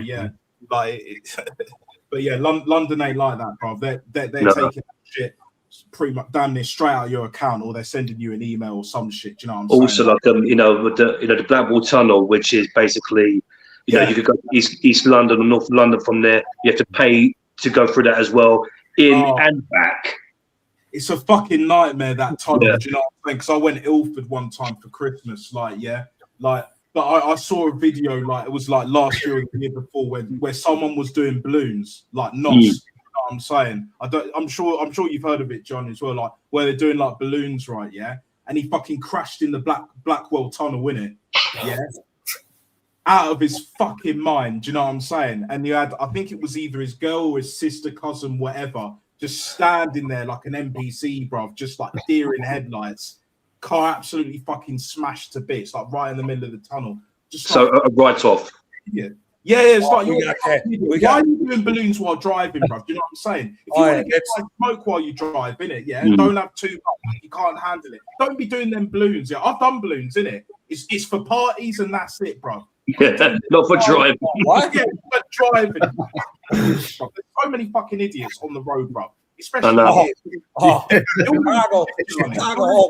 Wait, Chicago's highways are fucking classic. So the 290 when you come in, that's when you're driving west into Chicago from like the western suburbs. We call that's the heroin highway. Then then when you come down and you switch over to the 90 going south, that's called the retard 500. Nobody knows how to drive. The only thing they do is go fast. That's it. At any given moment, you can have a fucking. So basically, the average is a bunch of retards. Correct. That's what we call it, retard 500. I've told people how to get to. So, like where I live right off the what's it called, by where the White Sox are at, on the highway. So, like when I'm telling people to drive there. And they're like, "Oh, which way you go?" I go, "You take the heroin highway, you switch over towards Indiana, and take the retard 500 down here to the White Sox." Imagine describing that to someone who's never been there before. Yeah, that's a heroin highway, and that's a retard. The retard 500. Oh, classic, Johnny. Gee, where's the place where there's people so high like zombies? San Francisco. San Francisco and fucking LA. Yeah. We got a few places here as well for that. Definitely in London. There's so many places. Yeah. Like, the whole city's basically fucking zombified. Like NPC, bro. Like it's literally like Manchester as well. London. Manchester is mad. Mad. Really? Liverpool. Manchester and London got a lot of fucking like open air drug addicts like that. Yeah. Oh, So many. So That's fucking Some insane. people are homeless as well. Yeah. Yeah. I don't know. I don't know what the fuck. I don't know what the fuck is it with all the homeless people out there come out. There's so many of them now. Yeah. They don't care about us. That's for damn sure. They don't care about us. About them either. Like it's mad in the dunya, bro. Mad. No, but the thing, like, a lot of those homeless people, yeah, was like I said, I work for the NHS, and when they come in, yeah, they'd rather be discharged back to the streets. They want to go back to the streets. Yeah, they want to get high. Yeah, they don't need all of that shit. Do you know what I'm saying? You know what? Do what you want. Yeah, do what you want. It's your life.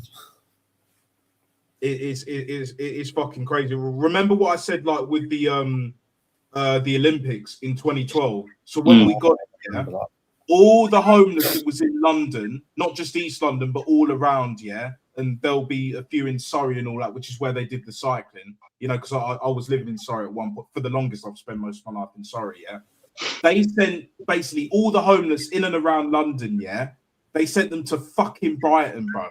I remember going uni like years later, bruv. Everywhere you turn, every fucking block, there was homeless. There was bed sheets. There was a lot. It was fucking mental, bro. And I'm talking. This was 4, 5, 6 years later. Yeah. Later, I was like, you guys are the homeless in London like fucking walking around like zombies, acting like retards too, like over here? Yeah, they do. Yes. Yeah. Nitties, we call them, bro. Nitties, like north side nitties, bro. All around, bro. Yeah, all around, yeah. King's Cross, innit? King's Cross, yeah? Yes. So many, bro. Yeah, but King's Cross back in the day was like for prostitutes. Yeah. I'm sure there's still a few knocking about, innit? Yeah, probably still a few here and there, but some toothless fucking prostitutes over there. Yeah. Oh, yeah. Some of them don't. Yeah. Like Soho as well. Soho, I think Soho they still got them, but Soho now is one of the best places to go out in London now. Where back in the day, like you had sex cinemas, sex shops, prostitutes all over the place, peep shows, but you still got a few of them still around. But now it's nice restaurants, bars. It's a good place to go out now. Soho. Oh no, Chinatown's just north of me in my neighborhood. There's a million whorehouses still in that fucking a million fucking whorehouses over there. Yeah, we've got Chinatown here as well in central London. Yeah, it's so easy to get lost in the sauce. And like with Soho, what I love about Soho and that is they've got a few like record shops and all that as well, like Nicky Black Market. You remember Nicky Black? I think that's a shop in Soho as well. But if you want culture and music and you got food as well, all of that good shit, Camden in London, especially Camden is the one, bro. Camden, Camden is very centric, yeah. Even across the whole of the south, there's nowhere else like it. Do you know what I'm saying? No. There's records upon record, bruv, and then you got all the food, you got everything. I was smoking a joint with a Rasta. That's how fucking calm it was, bruv. Middle of the day, do you know what I'm saying? It was a lovely day as well. Like me and my boy in this Rasta, like he had some great shit as well. That was some next. Also now, you mentioned Brighton. Brighton, anything goes. Oh yeah. I mean, Soho's a little bit like that as well, but there's so many places. Like it's just so easy to get lost in the sauce, and because most of the nightclubs have closed down, innit? It's only certain bars and all that in and around London and elsewhere around the country. Like Jimbo, you'll know this as well. Like, because even up north, like it's not what it used to be. Like across the board, like there's a lot more fuckeries in it. Like there's always people round the corner. Do you know what I'm saying?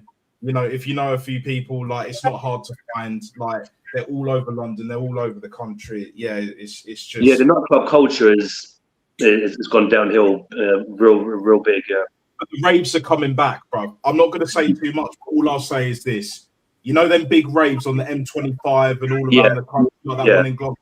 That's coming back. That's coming back, and the feds will not be prepared for it. They know it's squanning, but it's going to happen, innit? With all the bullshit that's been going on here, it's going to happen. You can't just kill the nightlife and expect none of that shit to happen, innit? Yeah. And I will be seeing that at some point. You will be there. I'm not going to send location or anything like that. We will be there.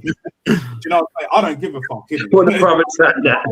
It's crazy, G. You got $10 million houses next to ghettos. Yeah, that's the same thing here in Chicago, bro. Go look at. It'll cost you $3 million for you to go buy a fucking decent sized place in Humboldt Park. You walk on the wrong side of the block, your ass is getting smoked. You just spent $3 million on a house. Yeah. Wait, Johnny, look, is the homicide ratings percentage, or what you want to call it, is it as bad as they make it out to be on the news in Chicago? Oh yeah. Oh yeah. Okay. Well, they're fucking everywhere. They're fucking everywhere. I have to say, like, you know, I've read Wikipedia. I know Wikipedia, you can't really rely on it, but look, I've never seen or looked up so many gangs in Chicago. Oh, we're the gang capital of the country. Cool. Probably the world, right up there. You're definitely right up there in the world for sure. Like, yeah, yeah. Oh yeah, and they're Chicago's gangs are older than the Bloods and Crips. They were out long before the Bloods and Crips. It's a different thing over here. It's an entirely different situation. See, the problem is with Chicago, the reason why like the shootings and shit are a problem now is because they got rid of all the projects. See, back in the day, you used to have fucking 15, 16 floor buildings of just fucking project buildings, like on State Street, so they call it Stateway Gardens. From 20th Street, which is Cullerton, from Cullerton to 55th, you got 35 city blocks of nothing but projects. Right. And then on the north side, if you've ever seen the movie, what's it called? You ever seen Candyman? Yes. Yeah. Candyman was in Cabrini Green. Candyman, the original one, was based at Cabrini Green. Cabrini Green is the worst housing projects in probably all of America. Them fucking guys were nuts.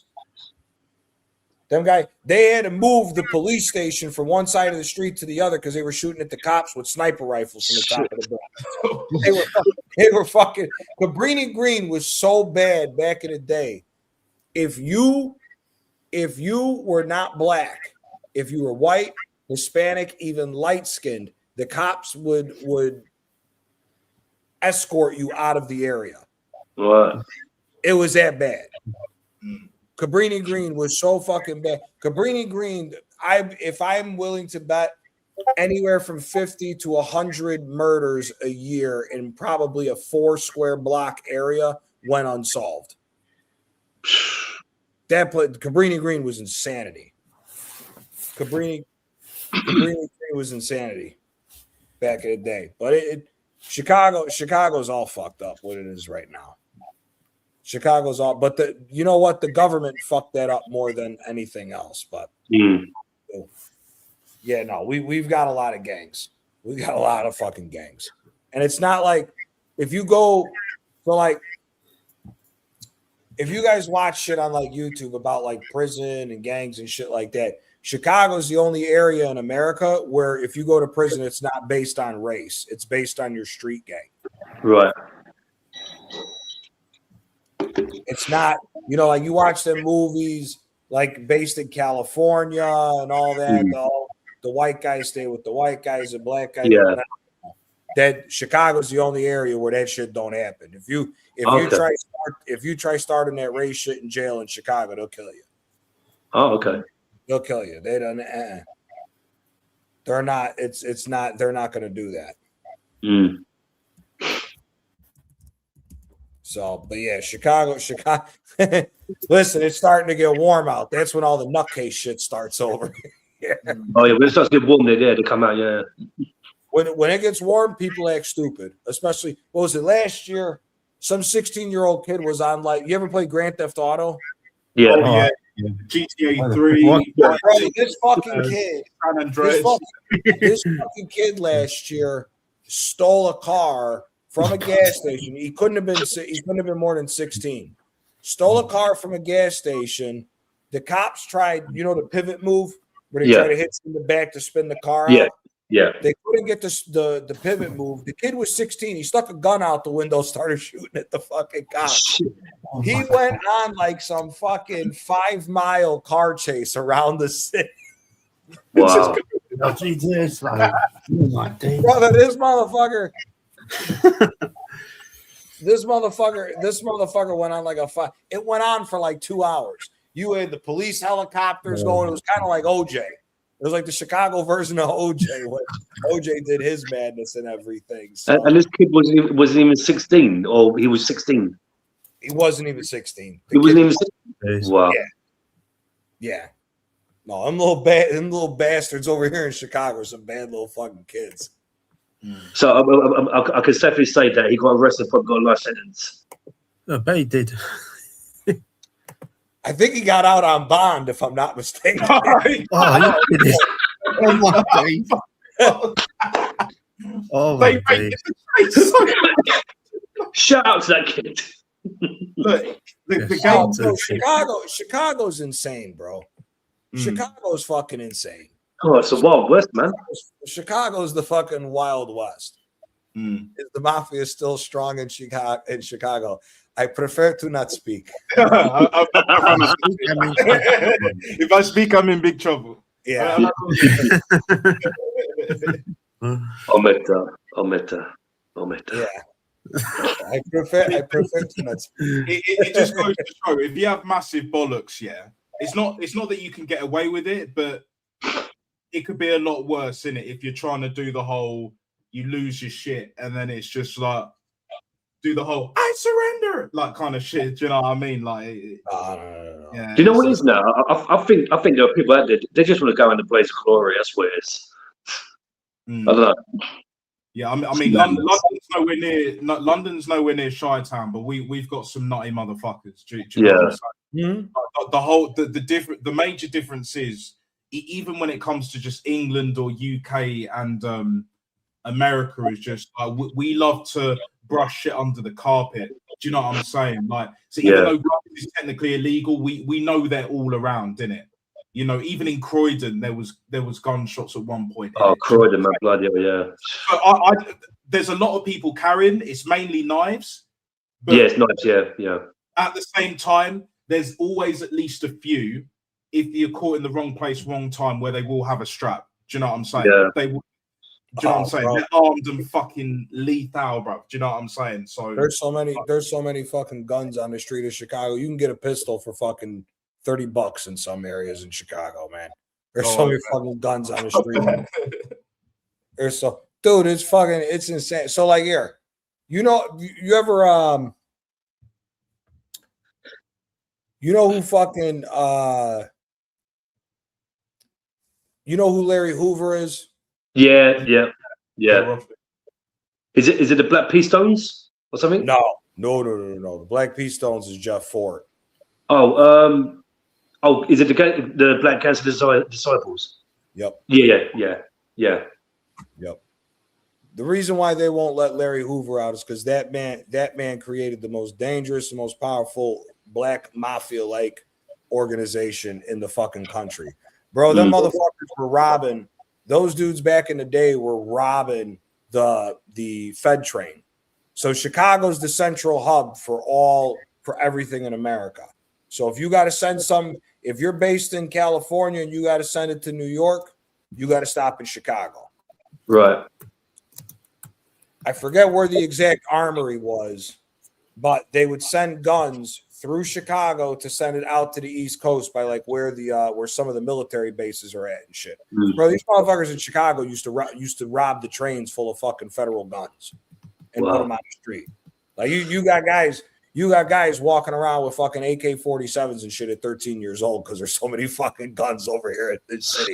This city's fucking insanity when it comes to that shit. And now the big problem over here is you got them fucking ghost guns. That's the big problem now in the city of Chicago because the ghost guns, they're handmade built guns. So now, unless you're stupid enough to where you leave a fingerprint on like a shell casing, you can kill as many people, they'll never catch you. Even with all these cameras out nowadays, they won't catch you. We mean, like, what, they leave no fingerprints or untraceable. Wow. That's why it's called a ghost gun. Mm.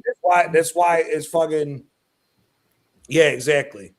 You can make a Glock with a 3D printer nowadays with what they do over here in all, and they do that all over America. But like Chicago, you got these ghost guns, dude. Here, we probably got just as many cameras as New York or London does, but it's still close to 90% of the murders never get solved in Chicago.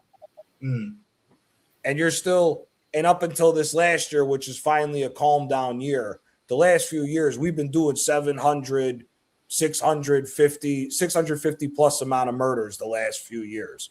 And that's low, because back in the day when I was a kid, we were doing damn near 1,000 murders a year. Fucking hell, bro. Chicago now, see, it's weird. Because of how they've gentrified the city as a whole is safer now to be in, but the hoods are 1,000,000 times more dangerous. 1,000,000 times more dangerous because there's no more structure on the fucking street. You got 12-year-olds that if a 30-year-old disrespects a 12-year-old, the 30-year-old's got to worry that the 12-year-old's going to pull a gun on his ass and smoke him right then and there. And it's not only him. The 12-year-old could have 10 friends around the corner that all got guns that are 12 years old. Like that. In the actual dangerous neighborhoods, it's 1,000,000 times more dangerous than what it used to be. 1,000,000 times more dangerous. But like back in the day, you used to have shootings downtown. Like you don't really have shootings and shit like that downtown no more. Back in the day, there was no whatever the big. What would you guys consider is like? So like in Chicago, we call it the Magnificent Mile, where you walk down Michigan Avenue, you see stores, you see like the architecture and shit, and then you also got State Street, which is like your big shopping areas in the city of Chicago. Think of whatever your biggest shopping area is in London. Back in the day, you used to have 10, 15 shootings a week in that area. Yeah. Oh shit. And that's why it's called the murder capital of the state. Johnny, look, the reason why they don't get solved is it a mixture of not snitching? Is it a mixture of maybe the police don't care, or what is it? What do you think it is? Snitching. This town don't snitch. This town don't snitch like that. This town across the board, this town don't snitch like that. You got to see them every day. What are you going to do? You're going to fucking snitch on somebody and then risk getting clipped the next couple of days? You're rather just going to stay quiet, and it is what it is. What the fuck? Yeah, I'm very old school, but like at least over here, like me, Antonio, and there's a few others, we're a dying breed, isn't it? If there was more of us, it would be not to the same level, but it would be similar. Waffle, it's not even waffle. It's not even on a thing like a black on black crime, dude. It don't matter. You could have a white dude shooting a fucking Hispanic guy. You could have a Hispanic guy shooting a black guy. It don't matter what the scenario is. Nobody's talking over here, bro. That shit. No. It's just not the way it is. Stitches, bro. That's basic. That's what I'm on. Yeah, snitches get stitches, bro. Like I don't tolerate that shit. Do you know what I'm saying? Because all I'll say is this: yeah, I've had a few encounters with the feds. Not many. Never snitched. Never snitched. Do you know what I'm saying? Never snitch. You know, if you do say anything, you know what to say and what not to say in it. Do you know what I'm saying? You don't like anyone. You don't name names because people over here, they're squealing, bro. They're not even saying, "Oh, he's a friend," or he's this and he's that. Just some guy, or whatever. Just some basic shit. They ain't gonna that don't mean nothing to them, innit? Do you know what I'm saying? They're naming names, bro. Either names of gangs or names of people, other groups of people. It's just like you don't fucking do that shit. Back in the day, shit would never be tolerated, but now it's just like everyone squeals because they're like, like whereas guns don't make you tough, but you got to be a man to pull a trigger. So I'm gonna leave it at that with that situation. That's it doesn't make you tough. Listen, we grew up in the days with boxing. You had to fight it out. If you didn't like anybody who went into the park or something, you went and boxed it out, and then whoever won picked the guy who lost back up, and it was what it was, and you went about your fucking day. But nowadays, that ain't the case. I mean, you beat somebody up, you got to be careful because that motherfucker might come back with a gun and smoke your ass. That's why, like, if you can, and I know people say this is soft, but it's not. If you can walk away, walk away. Yeah, you know what I mean? It depends on the situation. But some people are like, oh, we're walking away for a while. Like you said, Johnny, anyone could carry anything now. Yeah. But it's like, at least for me over here, because I do a bit of martial arts myself, innit? I've done it for a number of years, so I understand exactly where you're coming from.